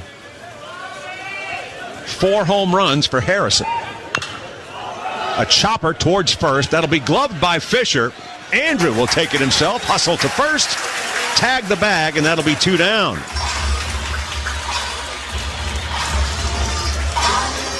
Second time in this ball game that an inning has started with Doyle retiring the first 2 that he's faced. Looking for a 1-2-3 inning. That would be pretty nice if you move into these middle innings. Yeah, especially with Doyle being at 66 coming into this inning. Looks to be settled in a little bit more. I mean, any time for him when he's pitching with the lead is a good thing. And see a little bit more comfortable, a little bit more feel with that fastball in this 4th inning. So Buzzio struck out to end the 2nd inning. Sends a hot grounder on 1 hop, backhanded by Keelan. There's the strong throw to first. That's 11 pitches to get 3 outs. That's pretty good. First time that Miami has been set down in order. No runs, no hits, nobody left. We move to the bottom of the 4th. It's Tennessee 3, Miami 1. This is Tennessee Baseball. If you're thinking about getting new countertops, call the pros at Smoky Mountain Tops. Take the luxury of quartz countertops outside with Caesar Stone's new outdoor collection. Caesar Stone Quartz is stain-resistant, easy to clean, and highly durable. Whether it's Lindsey Nelson Stadium or your residential projects, Smoky Mountain Tops would love the opportunity to earn your business. Quality, service, dedication. SmokyMountainTops.com. That's SmokyMountainTops.com. Proud supporters of the Tennessee Vols. Spring is sprung in Knoxville, and it's time to step outside with New Balance. Discover the perfect fit with New Balance shoes. Whether you're hitting the trails, strolling the park, New Balance has shoes designed for comfort and style. Check out the fashionable 574 and 327 models, perfect for any spring outfit. Or if you're ready to run, try the 880s or the all-new design 1540 for the ultimate in performance. Visit New Balance Knoxville today, Suburban Shopping Center, just west of Westtown Mall. Get outside and enjoy these warmer days with New Balance. The Sports Animal.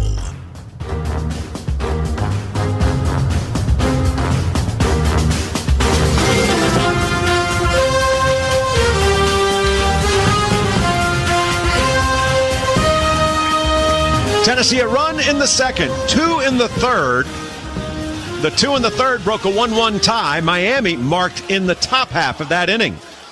It's 3 runs, 3 hits, and an error for Tennessee. A run, 3 hits, and an error for the Redhawks. And it will be hitters 8, 9, and 1 due up for the Big Orange. 7 men to the plate last inning. A pair of unearned runs. Volunteers scored without the benefit of a hit. So here is Cannon Peebles, Manny Marin to be followed by Gavin Keelan. Left-handed batter against the right-hander. Pitch hits sky high into right center. Racing in is Zarlingo, and he will cover an unbelievable amount of real estate, call off the second baseman, and make the catch in right. Yeah, and good thing he did, because Buzzio didn't look the most comfortable under that one. So, but John, as we were talking about the balls, hit us the balls hard, just in the wrong directions. We want them out, not as much up.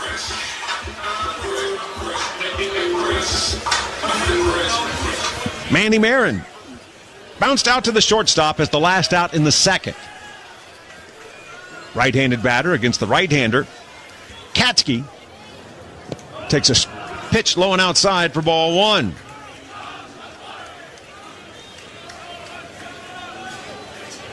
Second baseman playing closer 2 up the middle against the right-handed batter. Third baseman playing closer to the line. Strike on the outside corner. 1-1 the count. Manny hitting an even .280 his first year in the orange and white. His first NCAA tournament game.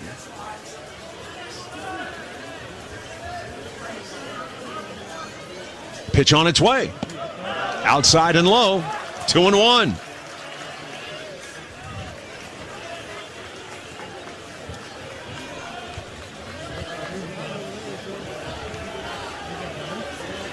Again, the right-hander for the visitors. Comes set.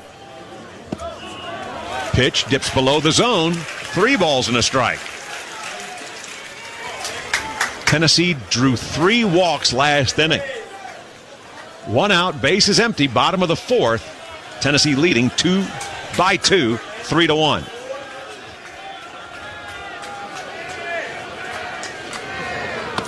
Breaking ball misses in. Ball 4.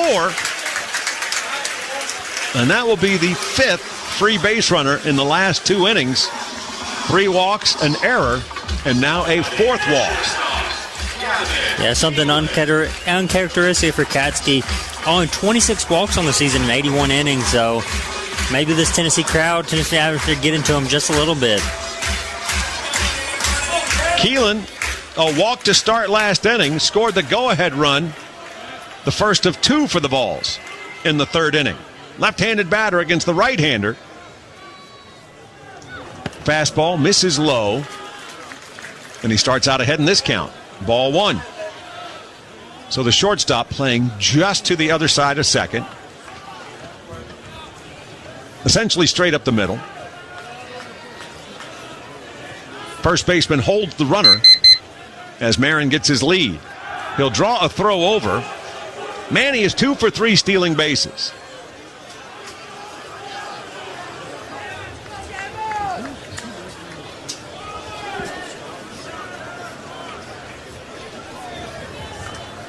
So a look over his shoulder as Marin again stakes himself to a lead. Pitch lifted into the air towards left field. Novak goes into the corner. He'll make a leap at the fence. Can't come up with it. Ball hits the turf, and it will be runners first and second. Ryan Novak went into the corner, was a fair ball, and just couldn't corral it. But there was nowhere for Marin to go. He had to make sure that it got down before he raced to second. Yeah, that's one of those hits. It's a mix of emotion off the bat. Maybe you think it's a home run, then you think it's an out, and then you see it down. And, hey, ball's with a duck in the pond and a man on first, and your best hitter, Andrew Fisher, up. Can't be more excited than that. So it's 4 hits now for Tennessee. Runners first and second, 1 out, bottom of the 4th. Tennessee trying to mark for a 3rd straight inning. It's been a fly ball to center and reaching on an error for Fisher. First pitch is swung through for strike 1. Curveball down and in. 3 runs, 4 hits for Tennessee. A run, 3 hits for Miami. Marin the lead from second. Keelan wandering off first. Right side of the infield, plays back with runners first and second. Pitch misses high. 1-1 the count.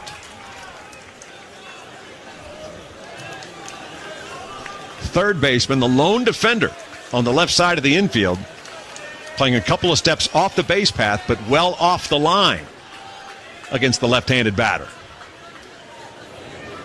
Swing, curveball, foul ball, right at home plate. Strike 2 to the batter, 1-2 the count. And early on, you can see the approach they want to Fisher. He's only seen 1 fastball so far in 3 at-bats. Soft, and hey, with 2 big swings early on, I think they'll keep going to it. Tennessee 3, Miami 1. Vols looking to add to their total. Check a second by the right-hander. His pitch home is a ground ball to first. It rolls foul. So it remains 1 ball, 2 strikes.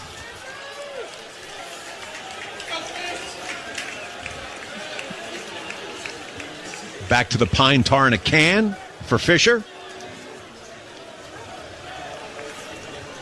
I think that's the sandalwood version in terms of the aroma.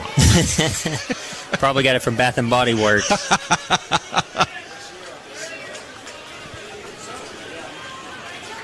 Keelan off first. Marin from second. Fisher awaits the 1-2 with 1 down. Katsky a check a second. Here's his pitch. Misses outside. 2-2. Good eye by Andrew.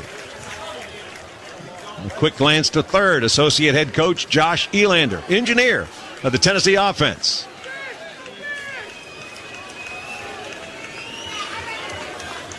The right-hander again ready. Pitch on its way. Swing and a foul ball. Again, they're working inner part of the zone. I mean, they're working pretty much everything below the belt. Everything below and everything soft right there, 84. Katsky fastball's 89, 91, just won't give him anything hard over the plate. 2 balls, 2 strikes, 2 on, 1 out. Tennessee 3, Miami 1, bottom of the 4th. Pitch again. Down. 3 balls, 2 strikes. Fisher doing what he does. Want to be shocked to see Elander maybe throw these guys in motion, full count, and your best hitter up to the plate. Get a little running head start. Third baseman off at third just a little bit. Keelan from first, Marin from second. They run well. Ball drilled in the air towards right field. That's going to get down for a hit.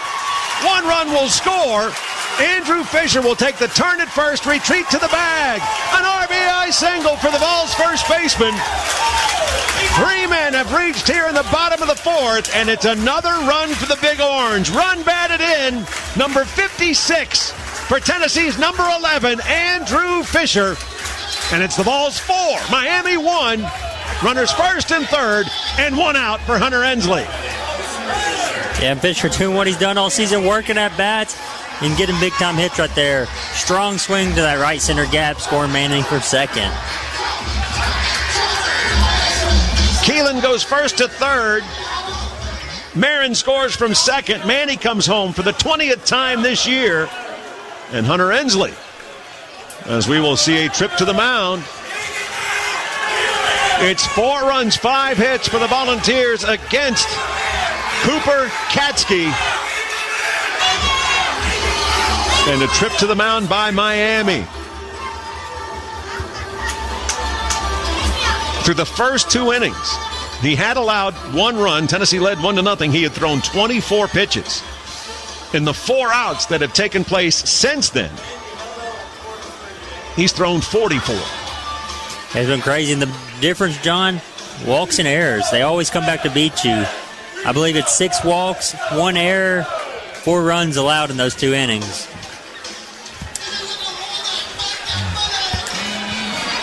So it is. A run in. Keelan at third, Fisher at first. Andrew with the base hit has reached in all 60 games for Tennessee. That's incredible.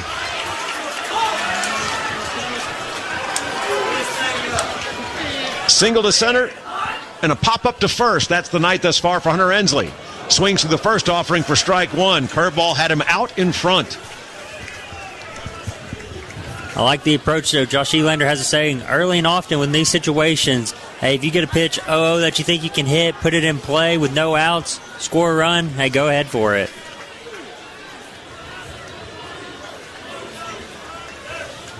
Check of the runner at third. Pitch, tails away. 1-1. Second baseman playing almost straight up the middle against the right-handed batter Ensley. First baseman holds Fisher at first. So a huge hole on the right side of the infield. First time with a work to first that Andrew Fisher has dived back to the bag.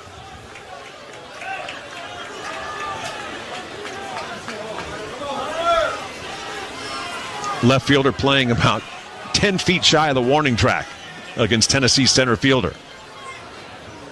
Pitch line into center field, gets down for a hit. Keelan will score. Fisher will stop at second. 62 runs batted in for Hunter Ensley. He's got a pair of knocks tonight for Tennessee. And it's 2 runs in here in the 4th. And the lead is 4 for the Big Orange. Tennessee 5, Miami 1. Hunter Ensley at first, Andrew Fisher at second, and Dalton Bargo ready to get his turn in this inning. And there he is, the captain, doing his thing. Leads the team in RBIs, and just an unselfish hitter right there, just driving that ball right back where it came from, up the middle. And comes Miami, Ohio with a pitching change right here. That's right. That's going to be the night for Katsky.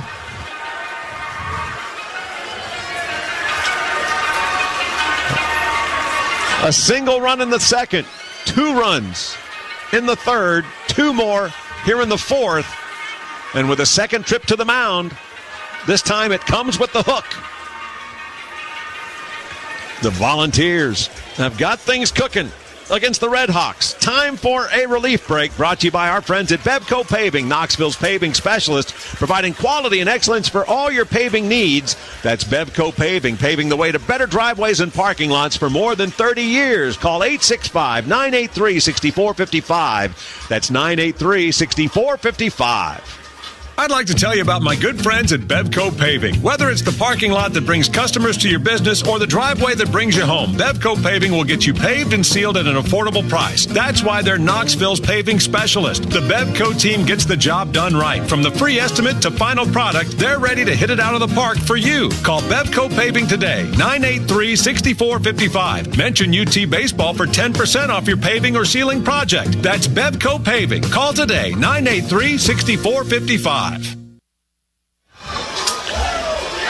So it is a left-hander. He is also a first baseman and an outfielder. Number 7, Carson Byers. Spell the last name B-Y-E-R-S. 5'9", 190 pounds, or junior from Matawan, Michigan. Has the second most innings on the staff. He's 2-2 with a 2.65 earned run average.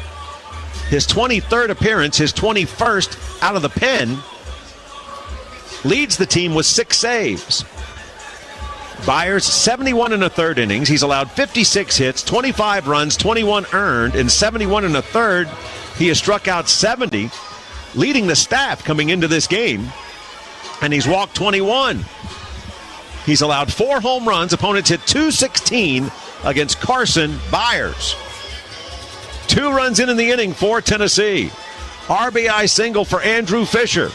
Base knock to bring in a run for Hunter Ensley. It's Tennessee 5, Miami 1. Fisher at second, Ensley at first. And they bring in the left-hander to work to Dalton Bargo. Yeah, and Coach Smiley from Miami, Ohio knows how important this first game is. Going with their guy out of the bullpen. Like I said, anytime you have 22 appearances and 71 innings, I mean, that's Sean Hunley. That's right. That's what he used to do all the time. And when you got that much, you're a dude out of the bullpen. Dalton is 0 for 1 in tonight's game. A fly ball to right in the first. Walked, was stranded at third last inning. So it's lefty versus lefty, and the first pitch misses low, ball 1. So once more, 5 runs, 6 hits for Tennessee. 1 run, 3 hits for Miami. Tennessee has put 5 on the board over the last 3 team at-bats. Hot grounder between first and second into right field. They're going to send Fisher around third. The throw will be cut off. Dalton Bargo has delivered for the Big Orange.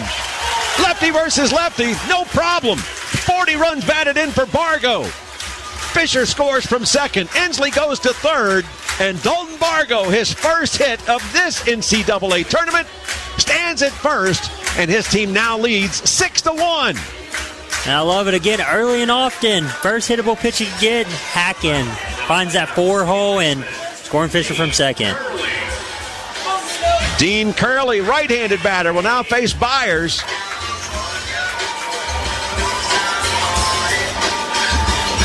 Dean, a bases-loaded walk, and his 42nd run batted in last inning. Fouled out to third his first time up. That was to start the second. Takes a pitch low, ball 1. 6 runs, 7 hits. 2 a run on 3.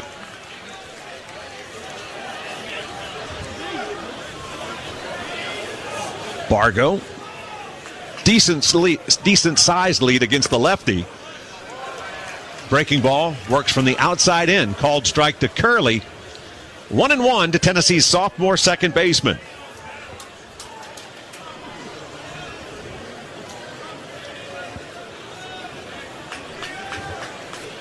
Pitch. Misses low. 2-1. It was a fly ball to center on the first pitch of the inning for out number 1. Walk, single, RBI single, RBI single, RBI single after the pitching change. Strike on the outside corner. It's 2-2.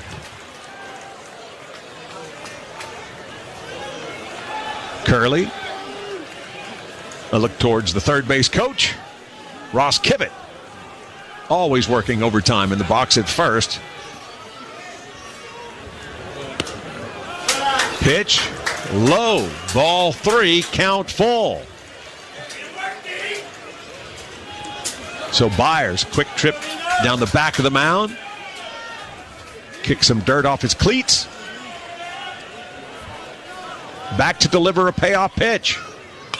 Swinging a foul ball up and into the stands just to our right. I thought for a second I was going to get a souvenir for my wife. It didn't miss by much. But the safety net, quite the hindrance in trying to get one in the booth. High ball 4. And both Tennessee batters to face Byers have reached. So Bargo will advance to second. Curley will take over at first. He has earned free passes each of the last 2 innings. Dean, second on the team when it comes to working walks. He's now got 40 on the year, trailing team leader Andrew Fisher, who has 58. Reese Chapman, the first run for Tennessee tonight with his solo home run to left. He'll hit for the second straight inning with the bases loaded and 1 out. Lefty versus lefty. He'll take a strike at the letters, and it's 0-1. So again, Inslee at third, Bargo at second, Curley at first. Tennessee leads 6-1. 3 runs in this bottom of the 4th.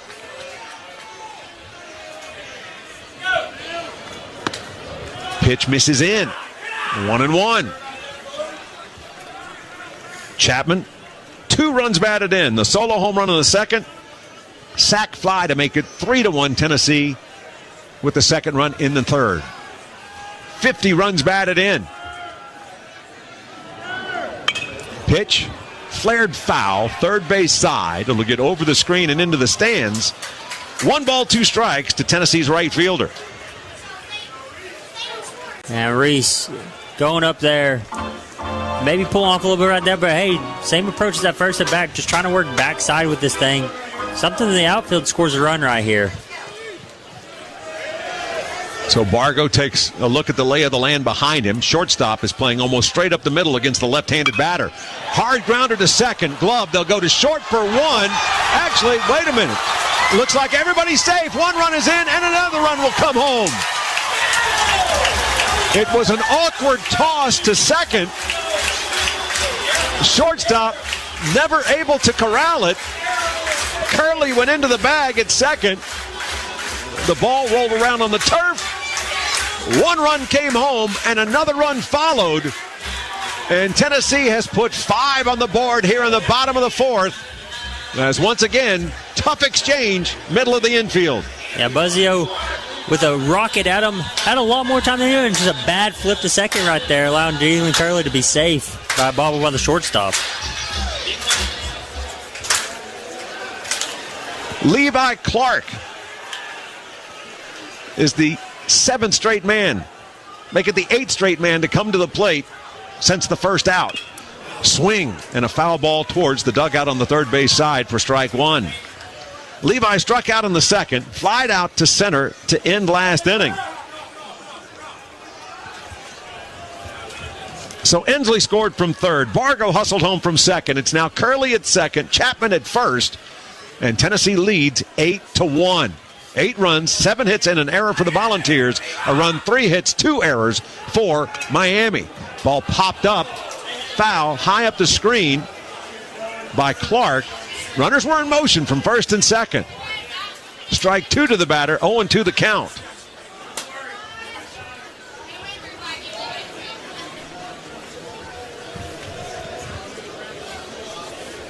So it is, just like the first play we saw, fielder's choice, E4, 2-run score. Pitch hit high, deep, and foul. Out of play by Clark towards right. Remains 2 strikes to the right-handed batter.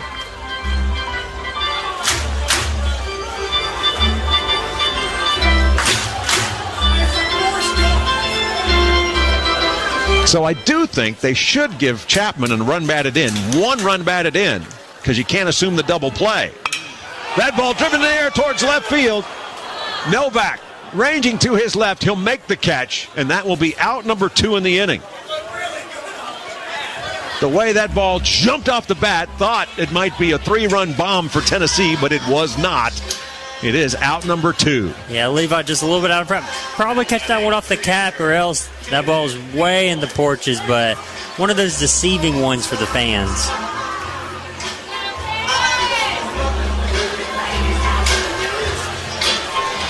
Cannon Peebles started the inning. Now he gets another turn. He'll hit from the right side against the left-hander. That's the first out. And it comes against batter number 4. And the pitch misses outside, ball 1 to Peebles.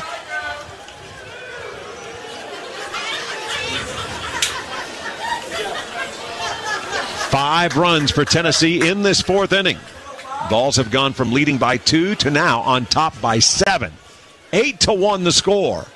Runners take off for second and third. Pitch swung on and missed. The throw down and the tag applied.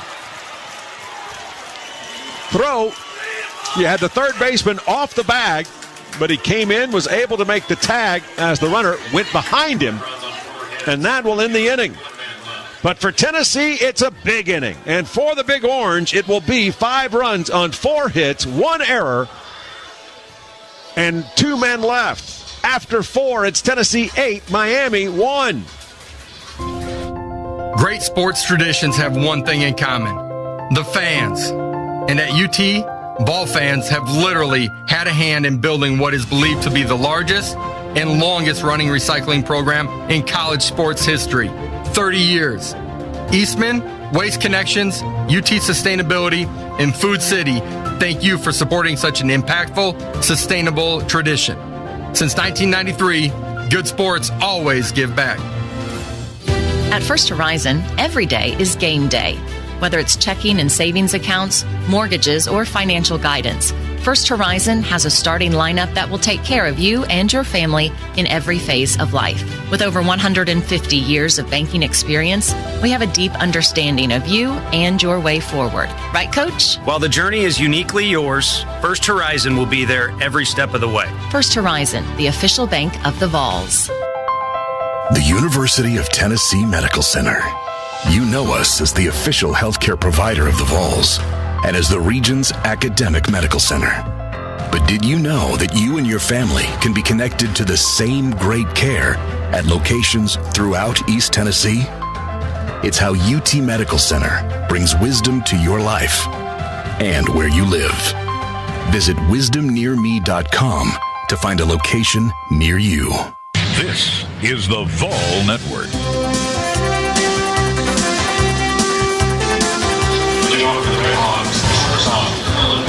It's now a 7-run lead for Liam Doyle and Tennessee. 8 runs, 7 hits, an error for the Big Orange. A run, 3 hits, 2 errors for the Redhawks. And it is back to the top of the order and Dylan Turner. And the first pitch is a called strike to the right-handed batter. Top 3 in the order, due for Miami. Swing and a miss for strike 2. Count quickly 0-2. Doyle retired the side in order for the first time last inning.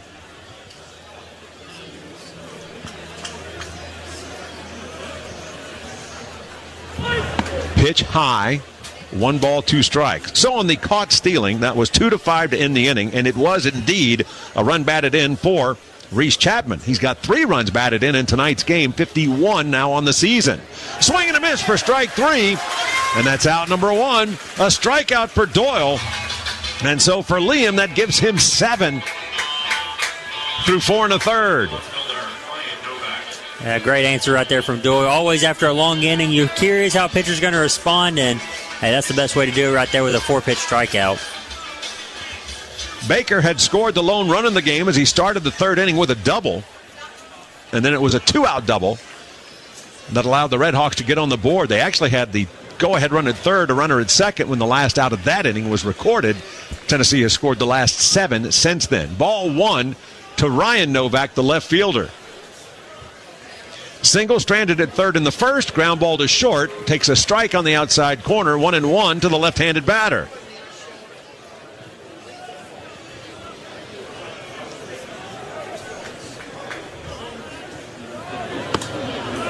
Called strike again. 1-2.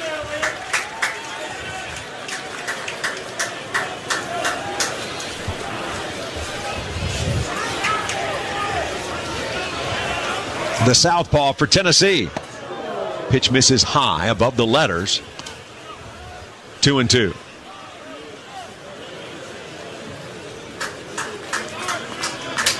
It's kind of how you operated when you're heading to count 1-2, like 97 above the letters.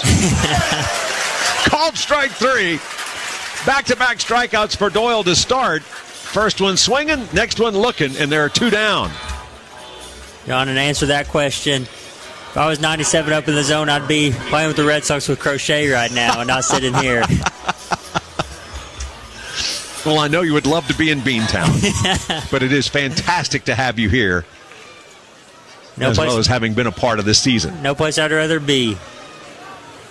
2 out, bases empty, top of the 5th. Tennessee 8, Miami 1. Belt high strike to Anthony Zarlingo, the center fielder.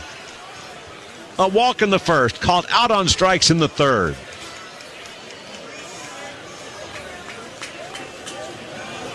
Pitch on its way. Just misses outside. 1-1 the count.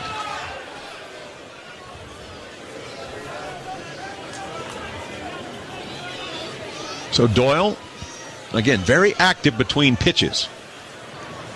Quick stroll. There's a foul ball towards 3rd, backhanded by Marin. That one will wind up over in the Tennessee dugout. Be a part of BP tomorrow. Yeah, for sure.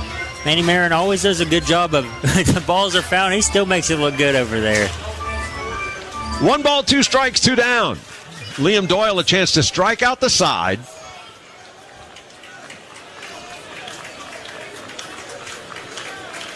Pitch on its way. Misses high and outside. 2 balls, 2 strikes.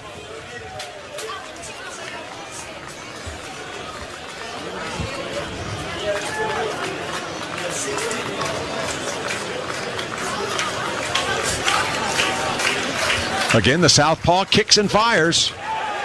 Called strike on the outside corner. 1, 2, 3. Go the Redhawks.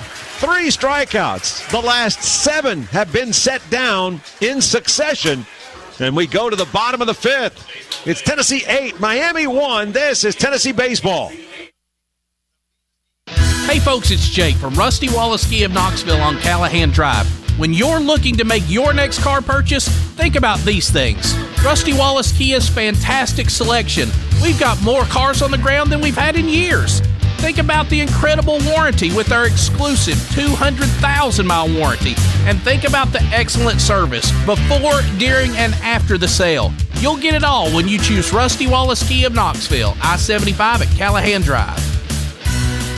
Ready to conquer your lawn this season? Spartan Mowers has your back with huge spring savings. Right now, get up to $2,500 off select Spartan Mowers with rebates starting at $1,000. Whether you're upgrading or buying your first zero turn, there's never been a better time to go to Spartan.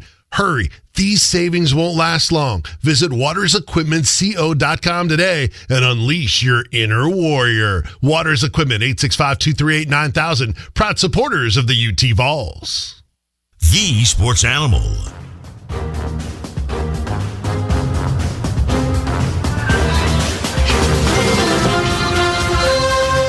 With Redmond Walsh, I'm John Wilkerson. 9 strikeouts for Liam Doyle. His 8th strikeout made him the 2nd Tennessee pitcher ever to get 150 in a season.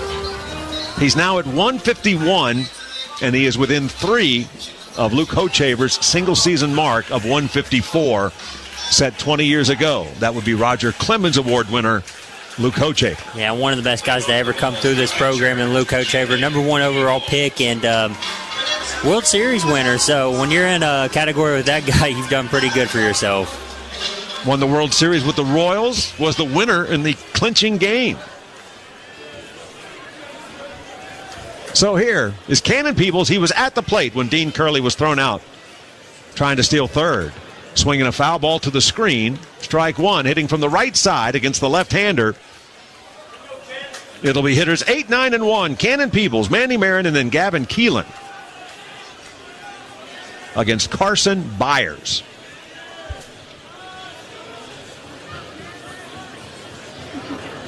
Pitch lined in the air towards left field.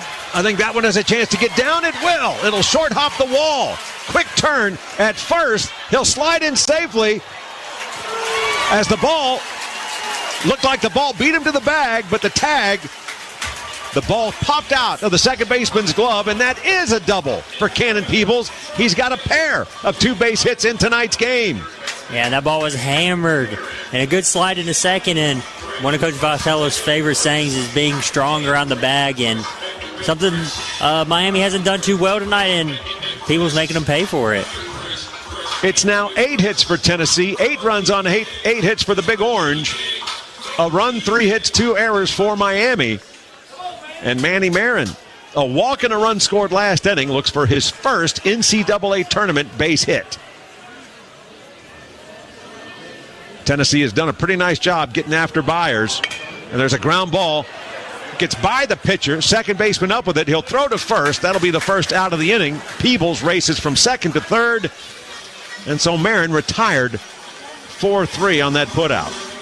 Yeah, but good enough right there. Moving a guy from second to third with the top of the order coming up.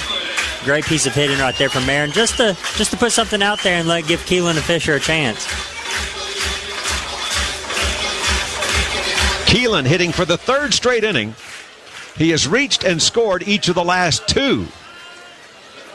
And so they will bring the infield in, will Miami. Very interesting alignment defensively. And the first pitch is a curveball swung through for strike 1. It's lefty versus lefty. And so the third baseman right up against what would be the infield grass. He's about a third of the way from third towards second. The second baseman, I should say the shortstop, is playing almost straight up the middle, just to the right field side of second. Pitch misses outside, 1-1 to Keelan. And then the second baseman not right up against what would be the infield grass. He's like 2 steps back. And then the first baseman is even with his base, playing tight against Keelan. And the Tennessee shortstop takes that pitch low after strike 1 to start. He now works ahead in the count, 2-1. So a double for Peebles. Ground ball right side for Marin. And Cannon is at third. Run number 9 for Tennessee, 90 feet away.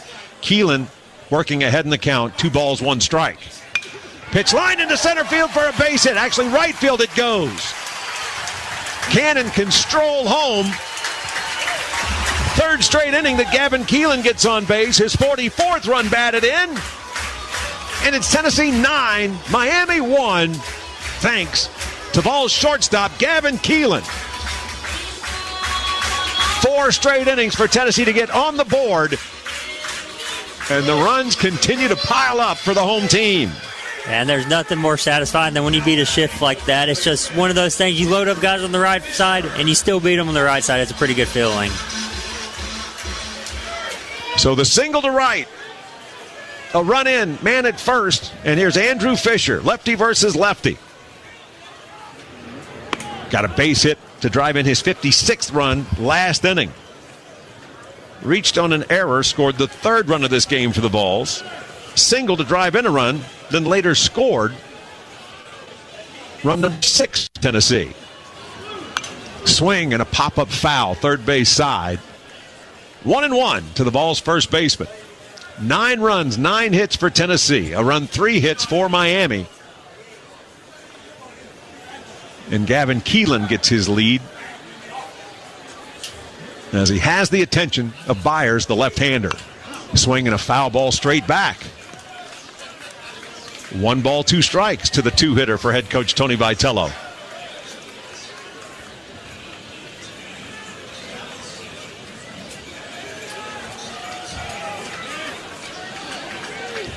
Fisher again ready.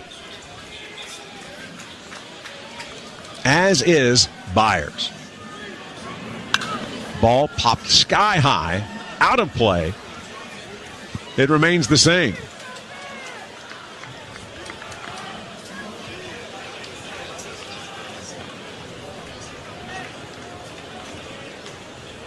Lead from first for Keelan.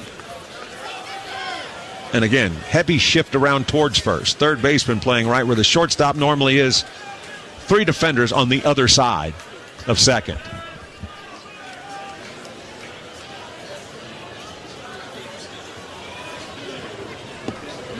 Good eye by Fisher. Pitch low, 2 balls, 2 strikes. Tennessee managed 1 base hit in the first inning, and they've done such a good job of not helping Miami pitchers out since then. Hard grounder to first, kicks away from the first baseman. Second baseman will shovel the ball to the bag in time. Good hustle by Buzzio.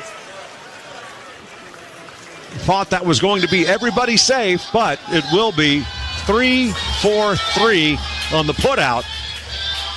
Keelan stands at second, and it's another RBI opportunity for Hunter Ensley. As you said, great player there. Hard hit ball by Fisher, but Buzzio kind of working his way that way. Great bare-handed flip to get him at first.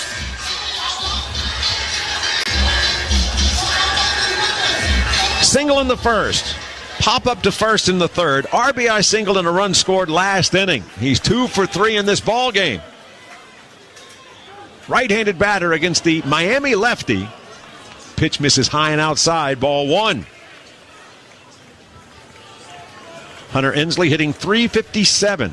Leads the team by 1 point over Gavin Keelan in his .356. You know that fires Keelan up. It has to.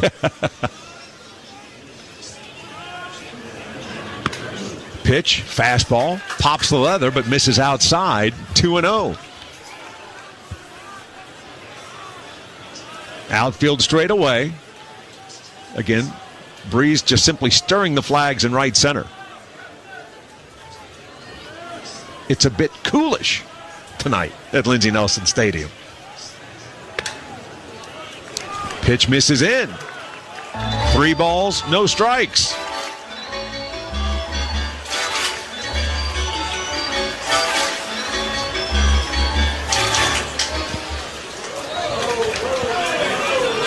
Hensley digs in. Pitch to Hunter. Outside ball 4. And it'll be 2 on with 2 out and a run in. Second walk issued by Byers. Dalton Bargo was the first Tennessee hitter to face the go-to guy for Miami out of the bullpen in Byers. And what he did was just drive the ball between first and second into right field to get a run home, and then he also later scored himself. He's got 40 runs batted in. Outstanding season for Dalton Bargo, and he works here with 2 on, 2 out, his team on top by 8. And he'll swing over the top of that pitch for strike 1. And Bargo had a great bounce back. Kind of started out the year a little slow, and, man, ever since SEC play started has been red hot and really helped his team win a lot of games. Hitting for the 3rd straight inning. He's officially 1 for 2 in the ball game.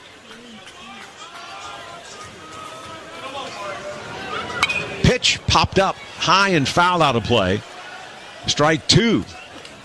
0-2 the count. Each team had opportunities in the first. Neither scored. Tennessee a run in the first. Miami tied it. A run in the third. Tennessee has scored the last 8. Balls 9. Redhawks 1. Runners first and second.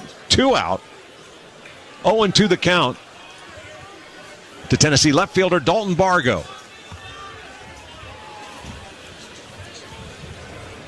Pitch tails away. Good eye by Dalton. 1-2 to the junior from Omaha.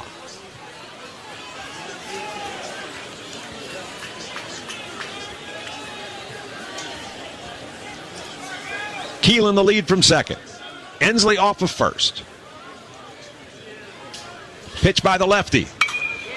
Driven in the air towards center. Going back is Zarlingo at the wall. He'll have room. Doesn't even have to jump, but he was. Hand on the wall, but he reaches up, makes the catch, and that ends the inning. It's the deepest drive we've seen that hasn't left the park tonight. But Tennessee adds another run for the Vols. The leadoff double by Peebles. The RBI single by Keelan. A run, 2 hits, 2 men left. After 5, it's Tennessee 9, Miami 1. This is Tennessee Baseball. Spring is in the air, and Knoxville Smokies opening day's right around the corner. Experience the season from your balcony at Yardley Flats. Brand new apartments in downtown Knoxville, steps away from the action at Covenant Health Park. These brand new studio 1 and 2-bedroom apartments offer stunning views along with sleek, modern finishes and top-tier amenities designed for champions like you. Whether looking for a place to relax, entertain, or stay active, Yardley Flats has everything you need to live at the top of your game. They're filling up fast. Visit yardleyflats.com today.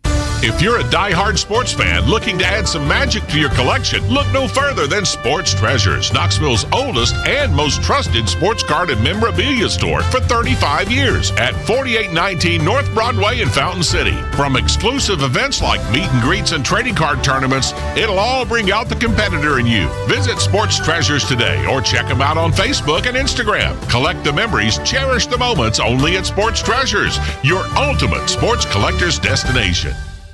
The Sports Animal.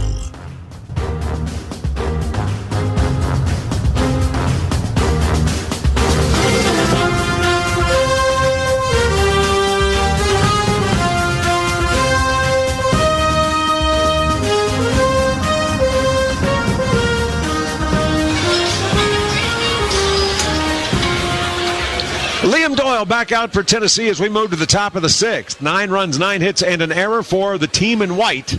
A run, 3 hits, 2 errors for the visitors from Oxford, Ohio. Liam Doyle doing some impressive things.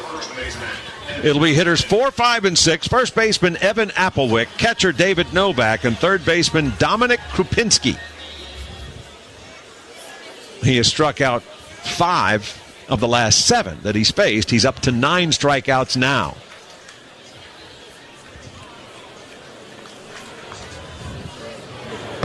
Pitch, strike on the outside corner, and it's 0-1. Applewick called out on strikes in the first.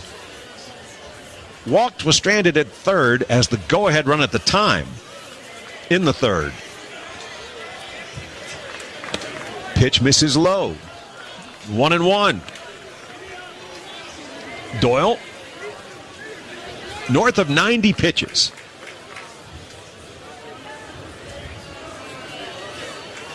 He's been a workhorse for Tennessee this season. Fires that pitch past the swinging cleanup hitter.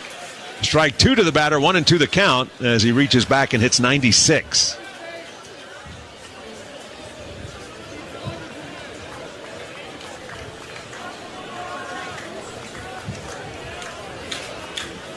Next offering. Called strike on the outside corner. That's 4 straight strikeouts. That's 10 for Liam. And there's 1 down to start the 6th. The last 3 have been punch-outs. Now, Liam Doyle settling in nice the first 2 innings. I believe 3 walks and kind of all over the place.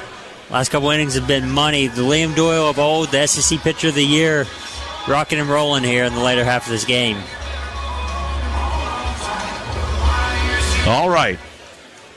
David Novak, ground ball to short to end the first. 2-out double to tie the game as he drove in his 54th run in the 3rd inning. 1 for 2 in this contest, takes a strike on the outside corner. 0-1. Right-handed batter against the Tennessee lefty. It's pretty interesting that Liam, just about every pitch, walks down the back of the mound, and it looks like he puts the grip together. Called strike on the inside corner, count quickly 0-2. There was some consideration that there might be the other side getting a clue as to what was coming next. Do you think by moving around this much, he's just really disguising what grip he's going with? Swing and a miss, strike 3. And that's 2 strikeouts in this inning. That's 11 in the ball game, and he is 1 shy of tying Luke Hochaver's single-season mark. Yeah, it's been incredible, but John, to answer your question, I believe so. You can try to tell a little bit more emphasis on, hey, let me just hide this pitch a little, tuck it in a little bit more, just to make sure I know. Throughout my playing years, we've had a couple instances, Drew Beam, Chase Burns, Dolander, guys kind of looking in that glove and seeing what they're throwing. First pitch is it sky high, into foul ground. Ranging back is Marin. Racing in is Dalton Bargo. And it lands on just the other side of the screen. First or second row of the bleachers. And that is strike 1 to Dominic Krupinski. So it's now 153 strikeouts this season for Doyle. Luke Hochaver's single-season mark is 154. So a strikeout would tie it.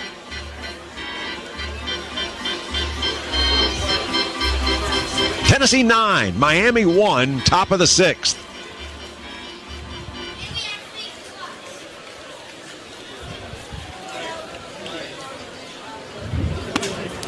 Pitch misses just in, 1-1 the count. So with 2 out, bases empty, infielders for the Vols, the luxury of everybody playing deep. In fact, both Keelan and Curley are actually, they would be standing in grass if such a thing existed in the outfield. Ball popped up. Keelan will call for it. He'll come back in on the infield turf, make the catch, and that's another 1-2-3 inning. That's 10 in a row set down by Liam Doyle, 12 of the last 13. 1-2-3 go the Redhawks. Top of the 6th, we move to the bottom half of the inning. Tennessee 9, Miami 1. This is Tennessee Baseball. In a world of high vehicle prices, where great deals seem out of reach, a beacon of hope appears. Look to the skies, Knoxville. The super dealer is here. Ted Russell Ford is your super dealer, fighting high prices whenever they strike.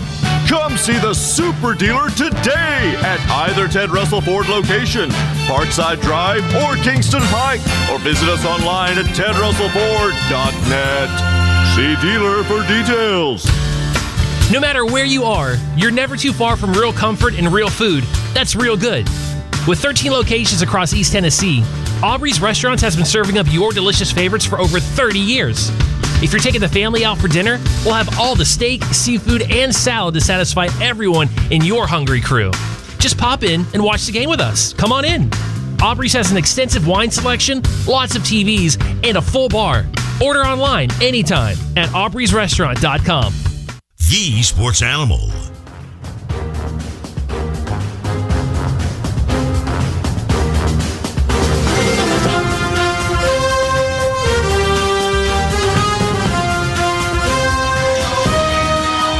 We move to the bottom of the sixth. Tennessee will be trying to score for the fifth straight inning with Redmond Walsh. I'm John Wilkerson. Let's pause 10 seconds for station identification. That's 10 seconds for a station ID from Learfield. This is the Ball Network. This is WNML-FM Friendsville, WNML-AM Knoxville, a Cumulus station. Your home for University of Tennessee sports.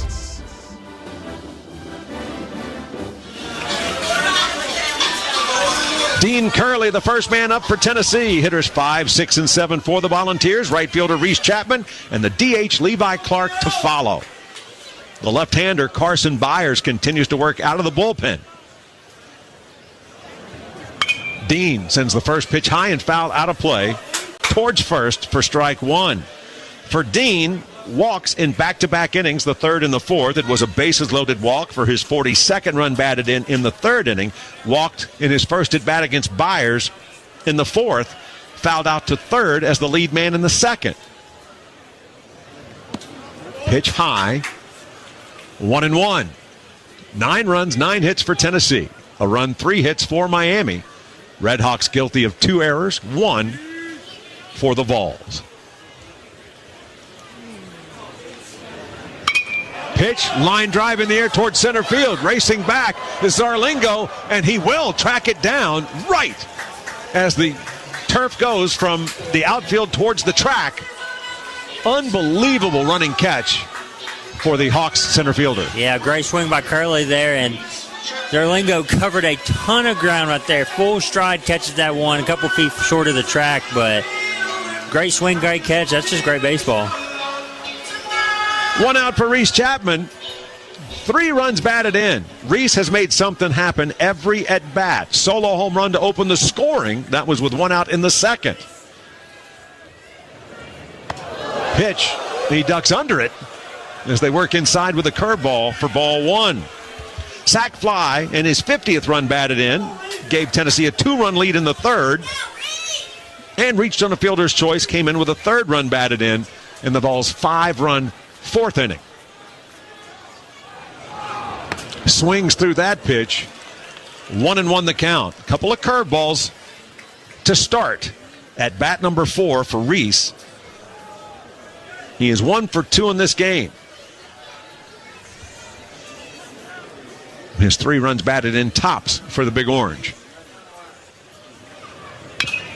Big swing sends a foul ball trickling down the first base line. Count remains 1-2.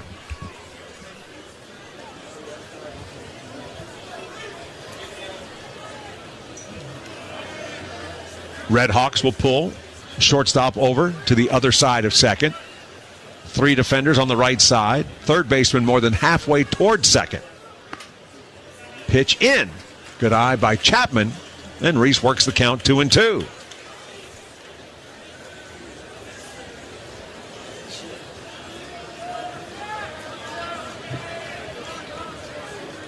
So once again, Chapman digs in from the left side. Fastball misses low and away. That runs the count full. 13 home runs, 51 runs batted in, and a .291 average for Reese Chapman.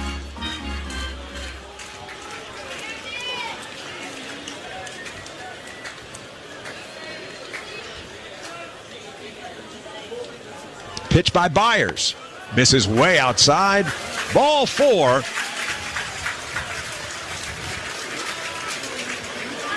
And Chapman sets the table here in the 6th with 1 out. It is the 3rd walk issued by Byers. And it will be the 7th walk drawn by Tennessee.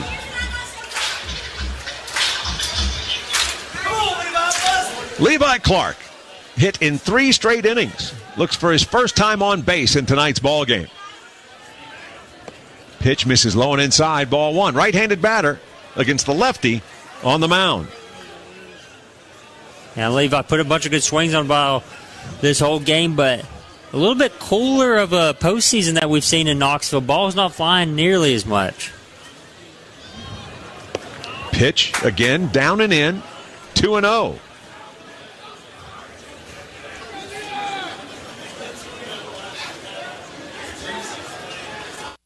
Yeah, we're actually 59 degrees.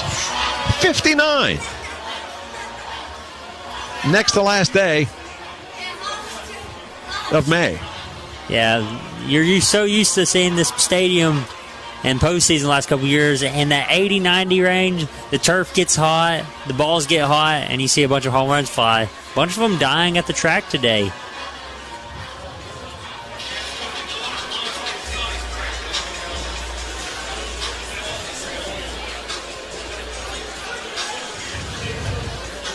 So a quick trip to the mound. Byers, the left-hander, took over for the starter, Cooper Katsky. Tennessee able to chase him before the end of the 4th. 2-0. Clark in the driver's seat. Runner takes off for second. The throw down. And can he get back to the base? He cannot. At first he was safe. Then momentum carried Chapman off the bag. That allowed the second baseman to track down the ball and apply the tag. Reese was in no man's land. And so it was ball 3 to Levi Clark. But now there are 2 down in the inning. That was unfortunate. It was a great break. Would have been a stolen base. But again, he just couldn't hold the bag with his hard slide. Yeah, and you usually see that a lot on wet days, but just him sliding a little late, going past that bag. The 3-0 hit a mile high. In play, left fielder racing in. He'll make the catch, and that will end the inning, and that will end Tennessee's streak of having scored in 4 straight innings. And Tennessee sends the minimum to the plate in the 6th. It'll be no runs, no hits, and nobody left after 6. It's Tennessee 9, Miami 1. Hey, Vol Nation, it's Coach Vitello. Believe it or not, I've been told on occasion that I can get a little fired up out here. That may be true, but when it comes to getting fired up for the Vols, I say burn, baby, burn. Getting fired up at the game is a proud Tennessee tradition, and getting fueled up at Pilot has been a part of that tradition for over 60 years. That's why Pilot is the official pit stop of the Vols. Whether you're hitting the road or rolling up to the tailgate, Pilot brings the heat so you and your crew can bring home the win. See you out here. This is Dr. Colby Stewart with Tennessee LASIK. It's been a privilege to partner with the Vols for over a decade. Tennessee LASIK has helped thousands improve their vision, including VFL greats Rajon Neal and Will Overstreet. Are you tired of wearing glasses or contact lenses? Visit tnlasik.com or call 966-9182 to schedule your free consultation today. Tennessee LASIK wants you to see the Vols in 2020. 100 years. You heard right. For 100 years, Anderson Lumber has proudly served and supported our local communities, including our Tennessee volunteers. Anderson Lumber is so much more than a lumber store. Whether you're renovating a kitchen, bath, new floors, doors, or windows, Anderson Lumber has the quality and experts to treat your home right for the right price. Visit Anderson Lumber in Alcoa for all your home's needs, or shop over 67,000 items online at AndersonLumberCompany.com. Anderson Lumber, proud sponsor of Tennessee Baseball. Go Vols! You're listening to Tennessee Baseball on the Vol Network. To the top of the 7th we go. It's Tennessee 9, Miami 1. 9 hits for the Big Orange, 3 hits for the Redhawks. Liam Doyle had struck out 5 straight before a pop-up to short ended the 6th. And now he'll face hitters 7, 8, and 9 to start this top of the 7th. Lefty versus lefty, and the first pitch misses low, ball 1. For Liam, that's pitch number 102, the season high 111 in his gem that he spun at Ole Miss. There's a ground ball up the middle, gets through for a base hit. And so just a clean bounder back through the box. Ty Bodicic gets on for the first time. And that is the first hit for Miami since the third.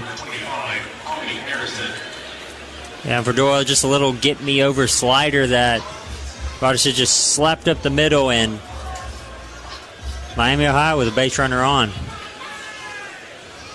So here is Harrison. Walk in the second, ground ball to first in the fourth. Takes a strike just above the knees, inside corner, and it's 0-1. So 9 runs, 9 hits for Tennessee, a run, 4 hits for Miami. Bodicic, 2 for 4 stealing bases. Gets a conservative lead off the bag. There's a ground ball to second. They'll go to short for 1. A tag in the bag, a fire to first. That's 4-6-3. Curley to Keelan to Fisher. And that's 2 down. Top of the 7th, base is empty.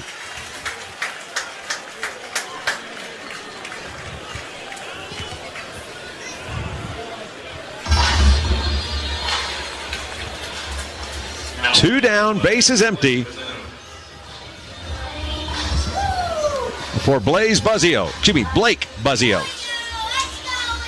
Struck out in the second, ground ball to short in the fourth. And it looks like that's going to be the night for Liam Doyle.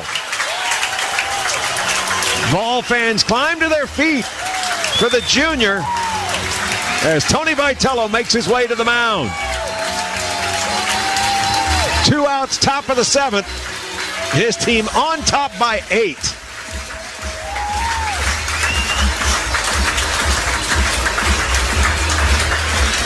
Should be quite the round of applause, as it will be a new arm out of the pen as the lineup, well, not about to turn over, but it's the 9-hitter.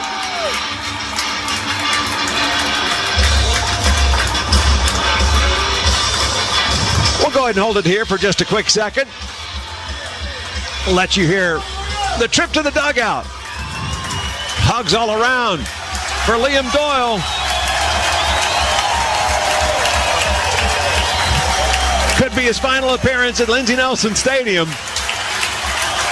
Tip of the cap to the fans in the stands, and hugs all around for his teammates as he heads back to the dugout. So it is time for a relief break that is brought to you by our friends at Bevco Paving. We'll tell you about the new arm for the Big Orange here in just a second. But again, when you're talking about Bevco Paving, Knoxville's paving specialist, providing quality and excellence for all your paving needs. Paving the way to better driveways and parking lots for more than 30 years. That's Bevco Paving. 865-983-6455. That's 983-6455.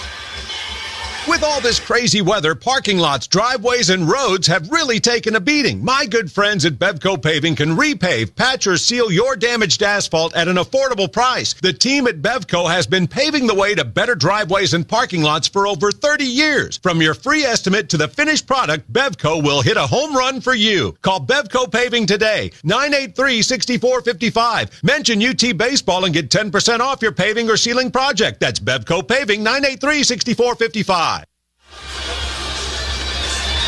It is a right-hander taking over for Tennessee, number 18, Austin Breedlove. He's a junior, 6'2", 200 pounds from Ottawa. Came out of Macaulay, went to Cleveland State Community College, and then became a Tennessee Volunteer. On the season, 3-0 with a 3.47 earned run average. His 25th appearance, his 23rd out of the pen. Austin has worked 23 in the third innings, 20 hits, 10 runs, 9 earned, 23 in the third. He has struck out 31. He's walked 8. He's allowed 2 doubles, 1 home run. Opponents hit .235 against Austin Breedlove. And Redmond, he's called on to get this out to end the 7th and move this game to the stretch. He is, and Breedlove is one of my favorite guys on the staff. He's going to be up to 95, 96. Really good slider, but hey, he's an East Tennessee guy, so you love to see that. So Blake Buzzio, right-handed hitting second baseman. Struck out in the second, ground ball to short in the fourth. Checks his swing. It's a strike, and it's 0-1.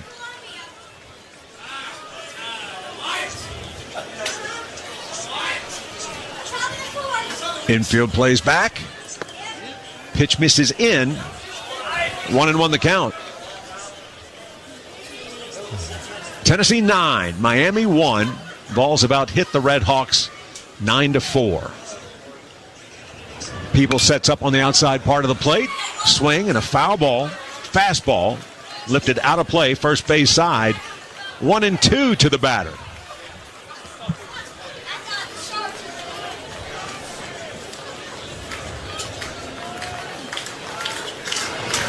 Pitch, short hops the catcher. That puts the count even at 2.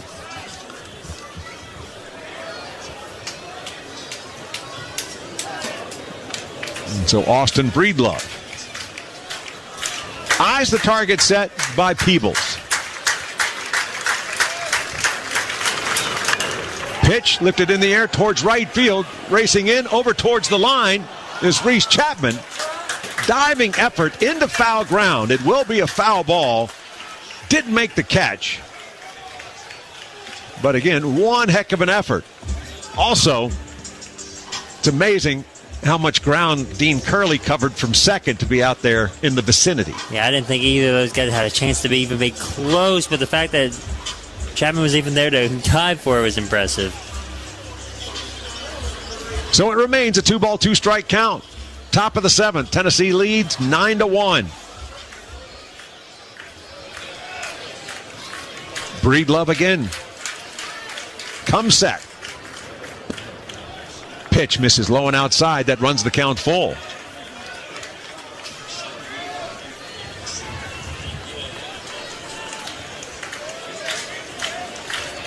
First man out of the pen, Breedlove against the 9-hitter for the Redhawks. Pitch hit high in the air towards right. Ranging back is Chapman. He gets to the track. Now one step in towards the infield. He'll make the catch on the fly ball, and that ends the inning. A leadoff single, a double play, a pitching change, and a fly ball out. No runs, a hit, nobody left. Time to stretch it out at Lindsey Nelson Stadium, Robert M. Lindsey Field. It's the Volunteers over Miami, 9-1. This is Tennessee Baseball. Breakfast, brunch, and lunch. Go ahead, name a more iconic trio. We'll wait with the door open and the coffee brewing. Because at First Watch, we're serving up all your brunch favorites and the best of the season, made to order every day from 7 a.m. to 2:30 p.m. Whether or not you start at the crack of dawn with us, we'll leave that up to you. Come visit us in your neighborhood or order online at firstwatch.com and on our app. First Watch. Yeah, it's fresh. Over 50 years experience, CRS Exteriors, the name you can trust for all your exterior home renovations. Locally owned and operated, CRS provides expert craftsmanship, superior products, windows, siding, doors, roofing, and you'll always get hassle-free, honest pricing, 12 months interest-free financing. 670-8823. Call today. Price the rest, they call the best at CRS Exteriors. The Sports Animal.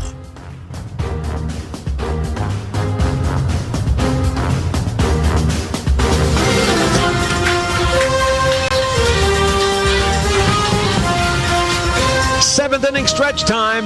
Tennessee leading 9-1 against Miami. 9 runs, 9 hits, and an error for the Big Orange. It is a run, 4 hits, 2 errors for the visitors in red. Seventh inning stretch brought to you by our friends at Knoxville TBA Employees Credit Union. People helping people since 1934. Cannon Peebles, Manny Marin, Gavin Keelan. Hitters 8, 9, and 1 due up. It has been 2 pitchers employed thus far for Miami. And Cannon Peebles takes ball 1 low. Hitting from the right side against the left-hander. He's got a double against each pitcher. So a double from the left side against the right-hander Katsky, and a double from the right side against the left-hander Byers. He scored Tennessee's last run, the 9th run. Swings through that pitch, and it's 1 ball, 1 strike. Did not score after his first double, which came in the second. And that was after Reese Chapman gave the Vols the lead with his home run to left. Game was tied at 1, and Tennessee has scored the last 8. Strike on the outside corner. 1-1 to Tennessee's junior catcher, Cannon Peebles. 2 for 3 in this ball game, and Cannon hitting .258 for the season. Yeah, Peebles was one of our best hitters over the last month and a half. Has been on a heater the last couple weeks. Swing and a miss for strike 2. Actually, that's strike 3. Scoreboard had that just a bit off. But that is out number 1. And that'll bring up Manny Marin. That is the first strikeout for Byers.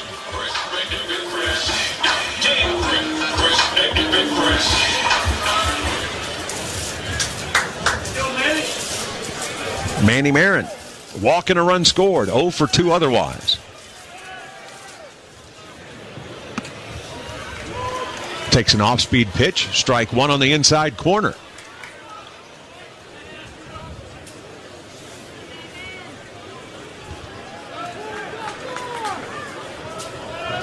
The lefty gets a swing and a miss as they work outer part of the plate, or he works outer part of the plate, lower part of the zone. 0-2.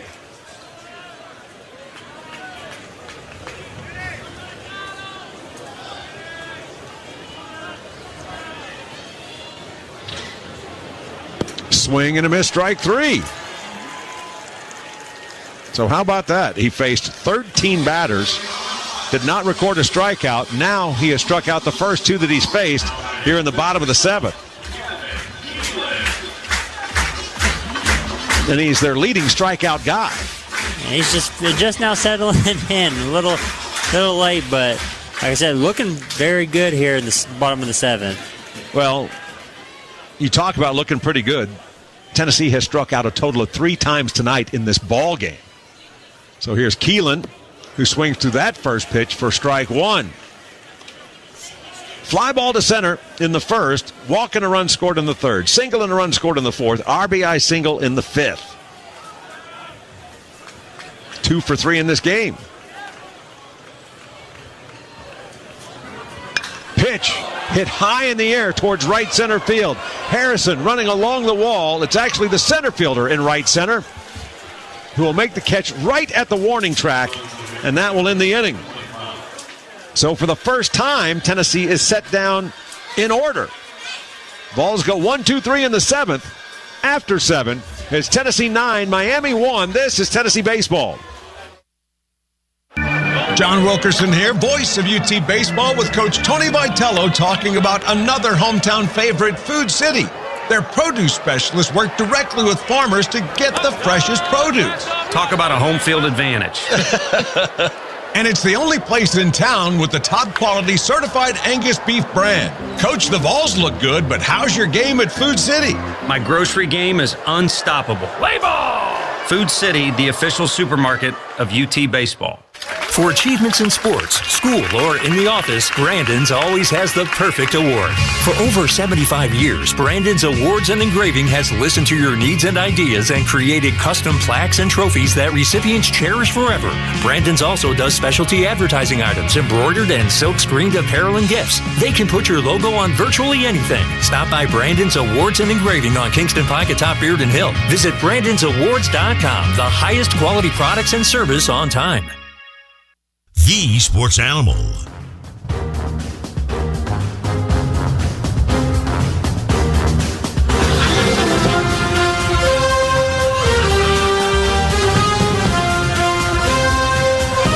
the top of the 8th we go. It's Tennessee 9, Miami 1.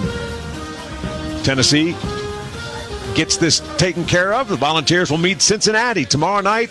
Another 6 o'clock first pitch, or I should say the first 6 o'clock first pitch. We were pushed back an hour by a little rain shower, a downpour, some hail. But boy, it cleared up nicely. In fact, the second wave of showers never made it to this part of Knoxville. And so once we got going at 7:06, it's been a really nice night. And on May 30th, you would not expect temperatures in the upper 50s. No, and you kind of the field's playing too tonight. Ball's not flying as much. And John, like you said, outside of the 20 minutes of rain we had, it's been absolutely gorgeous tonight. Great night for some baseball. So it is Tennessee graduate, number 19, Andrew Benke. The left-hander, 5'10", 183 pounds, from Nashville, out of Donaldson Christian Academy. Andrew on the season, 2-0 with a 5.23 earned run average, making his 14th appearance, all out of the pen. 10 1/3 innings, 9 hits, 6 runs, all earned. 10 1/3. He has struck out 5. He's walked 3. Benke has allowed 1 double, 3 home runs. Opponents hit .257 against Andrew Benke. So we go to the top of the 8th inning, and it is the top 3 for the Redhawks. Shortstop, Dylan Baker. Left fielder, Ryan Novak. And center fielder, Anthony Zarlingo. First pitch is a strike on the outside corner, and it's 0-1. 9 runs, 9 hits, an error for Tennessee. A run, 4 hits, 2 errors for Miami. Pitch by Andrew, a strike on the inside corner. Count quickly 0-2.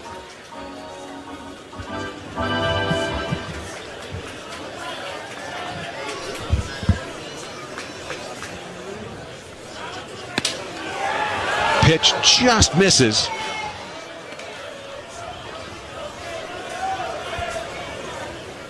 One ball, 2 strikes.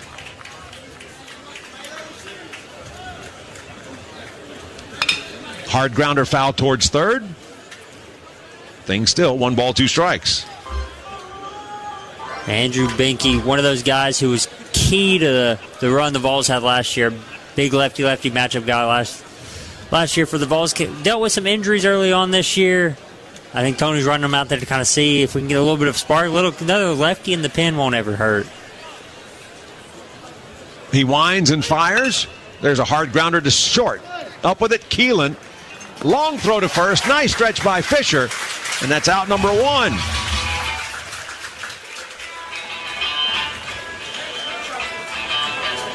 (6-3) is how you score this first out. Here's the line for Liam Doyle. 104 pitches, 6 2/3, 4 hits, a run it was earned, 3 walks, 11 strikeouts.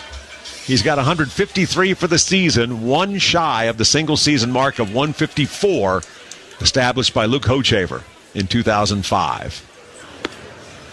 Pitch outside, ball 1 to Ryan Novak. It's lefty versus lefty.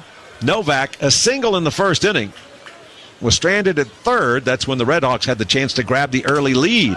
Strike on the inside corner. Fastball hits 91. 1 ball, 1 strike.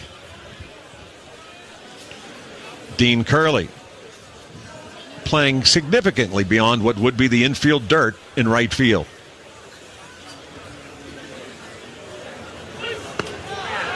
Strike on the outside corner, 1-2.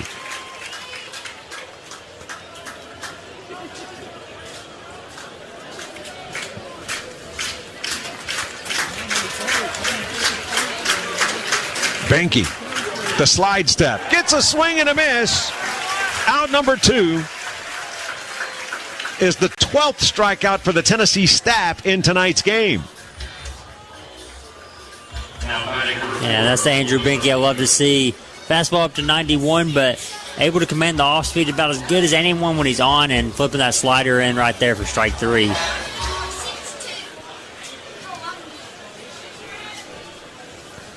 So 2 out, base is empty. Ground ball right side, coming in Curley. Up with it, picks it off the turf, fires to first. Andrew Benke sets down the side, 1-2-3. We move to the bottom of the 8th. It's Tennessee 9, Miami 1. This is Tennessee Baseball. Leading the way to a healthy future, one child at a time. Ready to conquer your lawn this season? Spartan Mowers has your back with huge spring savings. Right now, get up to $2,500 off select Spartan Mowers with rebates starting at $1,000. Whether you're upgrading or buying your first zero turn, there's never been a better time to go to Spartan. Hurry, these savings won't last long. Visit watersequipmentco.com today and unleash your inner warrior. Waters Equipment, 865-238-9000, proud supporters of the UT Vols. The Sports Animal.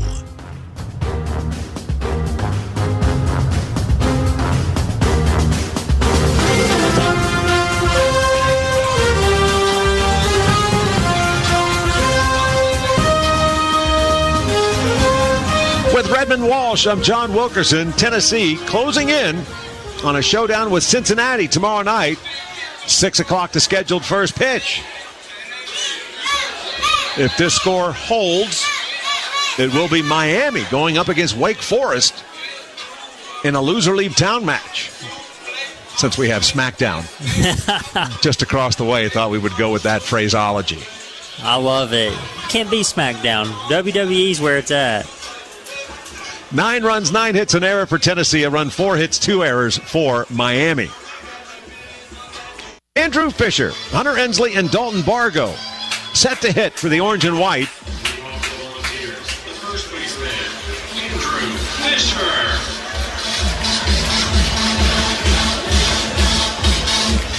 Andrew Fisher reached on an error, scored a run in the third. RBI single, run scored in the fourth. He's 1 for 4 in this game. And takes a strike on the outside corner on a pitch he thought was low.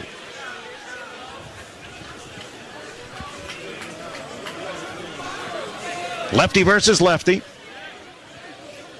Had a very interesting 3-4-3 put out his last time up. Takes a strike on the inside corner. Andrew also not enthused as he's behind in the count 0-2. Hit a hard ground ball to first. It kicked off the first baseman's glove to the second baseman, who came hustling in from his spot in shallow right field. Pitch misses low and outside. 1 ball, 2 strikes, and then managed to scoop the ball to first in time for the out. So that is a 3-4-3 putout on what was a very active play. He's now got 56 runs batted in this season and has reached base in all 60 games for Tennessee this year. Another pitch misses low and outside. It's now 2 balls, 2 strikes to the 2-hitter for head coach Tony Vitello.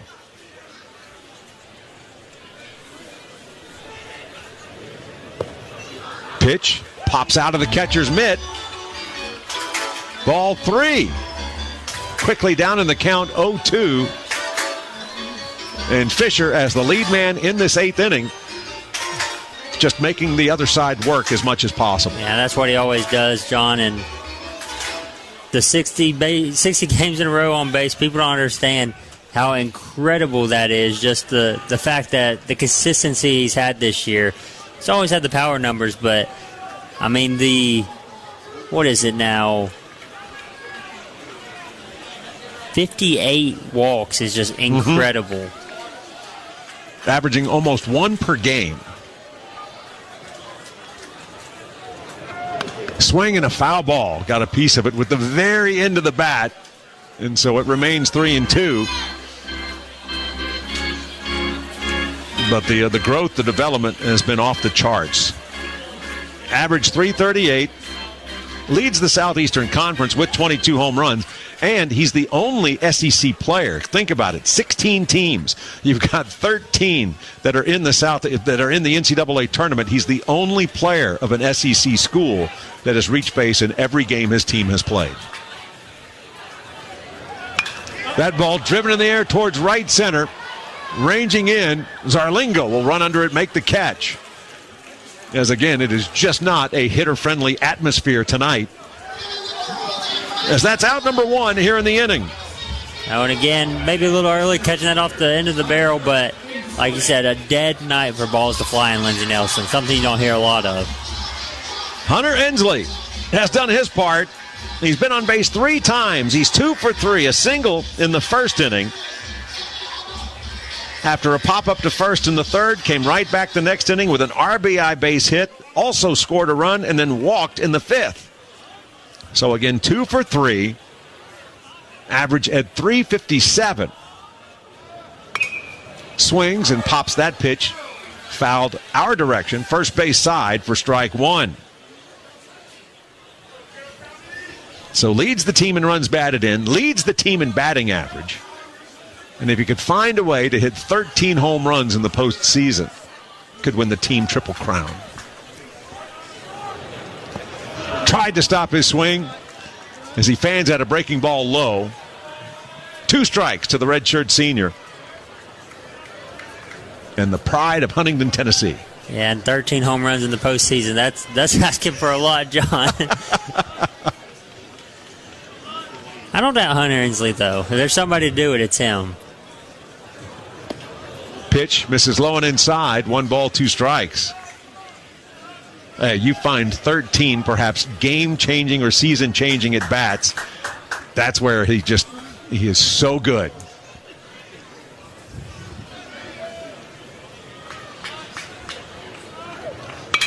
Pitch driven to the air towards right center field. Ranging far to his right, but running under the ball. Catch right at the warning track is Harrison, and that'll be out number 2. Thought for a moment he might have found the gap, but as we have seen, the outfielders cover a good bit of real estate. And again, fine running catch by Harrison. And the thing is, Zarlingo probably could have made that catch if he wanted to. No, for sure. And a 9-1 ball game, and this Miami Ohio team is still playing hard. And Carson Byers, you would think it's a 1-1 ball game the way he's throwing it the last 2 innings. First trip to the NCAA tournament since 2005. Swept the championships in the MAC this year. Pitch misses low and outside, ball 1. So just saying that Tennessee gets 3 outs, wins this game. They'll be a tough out for Wake Forest tomorrow. No, for sure. Any team that makes the tournament, especially with this pitching staff, will be tough for any team. Lefty versus lefty. Pitch lined right to the second baseman in shallow right. So he gloves it. And that is the second straight inning in which Tennessee has been set down 1-2-3. After 8, it's Tennessee 9, Miami 1. From day one, 30 years ago, when the first recycling bin was rolled into UT Games, it's been about the environment. And from day one, Eastman and its good sports partners have led the way. From the first cups collected to today's molecular recycling, a lot has changed. Thankfully, these great corporate citizens have not.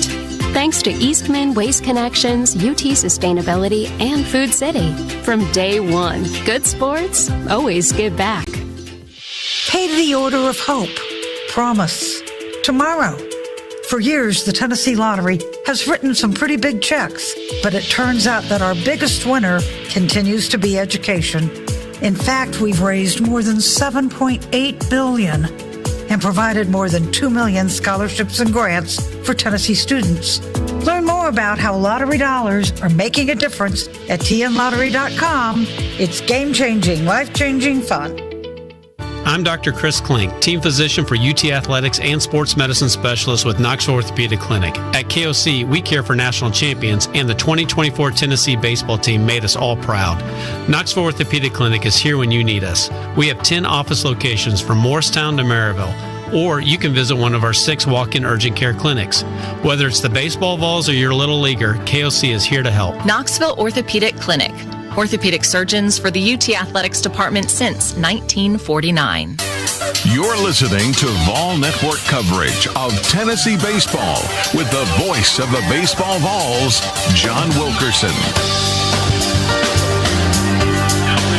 Tennessee 3 outs away from the win column. And a 1-0 start to the Knoxville Regional. Cincinnati is already there after beating Wake Forest today 11-6. The 3 seed waiting on either the top seed, Tennessee, or the 4 seed, Miami. And the Redhawks have 3 outs to overcome an 8-run deficit. Right-handed batter, Evan Applewick, cleanup hitter. He's been called out on strikes twice tonight. Walked and stranded at third in the third. 19 home runs, 71 runs batted in. Takes a letter-high strike, outer part of the plate. And it's 1-1. Banky. 1-2-3 against Miami last inning, including a strikeout and a couple of groundouts. That ball lined in the air towards left field. Going back is Bargo. He looks up. That's onto the porch. And that is a second run for Miami. Applewick. Line drive onto the porch. He gets to 20 home runs on the season. And that is his team-leading 72nd run batted in.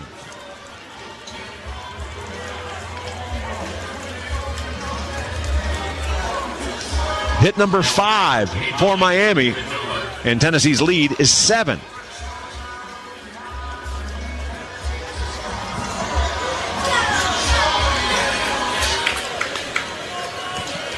Here is David Novak, the catcher.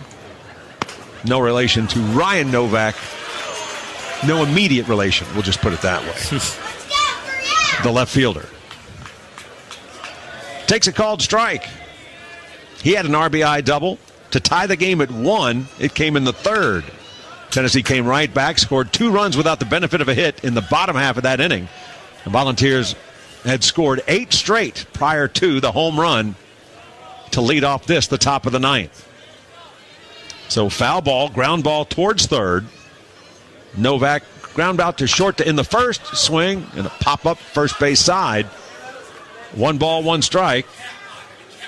And then he was the last strikeout for Liam Doyle, number 11, as the second out in the 6th.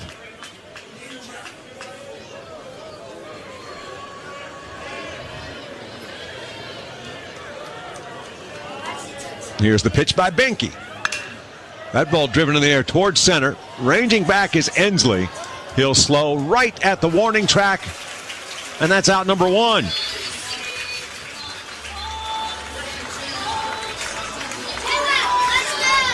And Benke doing everything he can right now. 9-1 ball game coming in the top of the inning. All you got to go out there is do throw strikes, give up the solo, but hey, responded good right there with a fly out to center. Tennessee 9, Miami 2. A run in for the Redhawks. And 1 out, base is empty. Strike on the inside corner. It's lefty versus lefty. Krupinski came in with the team's highest batting average, 361. Ground ball to first. Strikeout. Swing and a miss there for strike 2. Count quickly 0-2. And he popped up to short to end the 6th.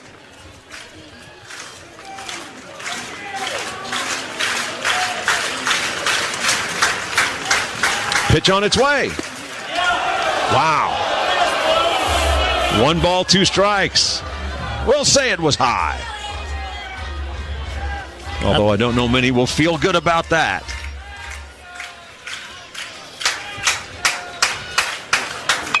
Ground ball up the middle. Keelan, Ariel Antigua in it short.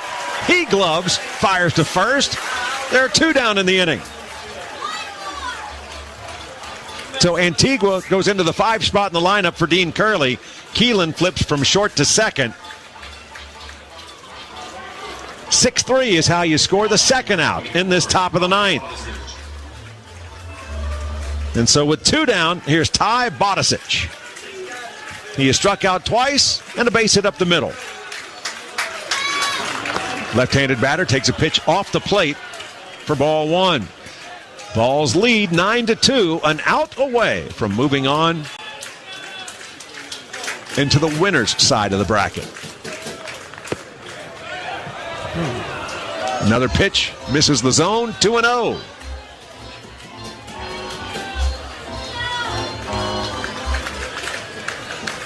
Benke.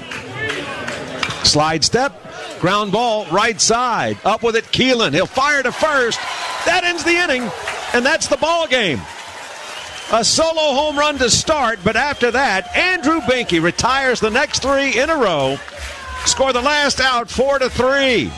In the 9th, a run, a hit, nobody left. And Tennessee says hello win column for the 44th time this season on the strength of tonight's win. Final score, Tennessee 9, Miami 2. This is Tennessee Baseball. Are you ready to stop living life on the sidelines? Then call Be the Younger You. Right now, they're offering a spring into summer event with 20% off where you go in and you meet with one of their counselors and you learn how to eat effectively. So it's going to reduce your inflammation. In fact, most people lose about 20 to 30 pounds in the first month. You can come off of some of your medications. You can lose the weight. You can keep that weight off and not have to go back. Give them a call today, 865-498-3000, or visit BeTheYoungerYou.com. Results may vary. Spring is sprung in Knoxville, and it's time to step outside with New Balance. Discover the perfect fit with New Balance shoes. Whether you're hitting the trails, strolling the park, New Balance has shoes designed for comfort and style. Check out the fashionable 574 and 327 models, perfect for any spring outfit. Or if you're ready to run, try the 880s or the all-new design 1540 for the ultimate in performance. Visit New Balance Knoxville today, Suburban Shopping Center, just west of Westtown Mall. Get outside and enjoy these warmer days with New Balance. The Sports Animal.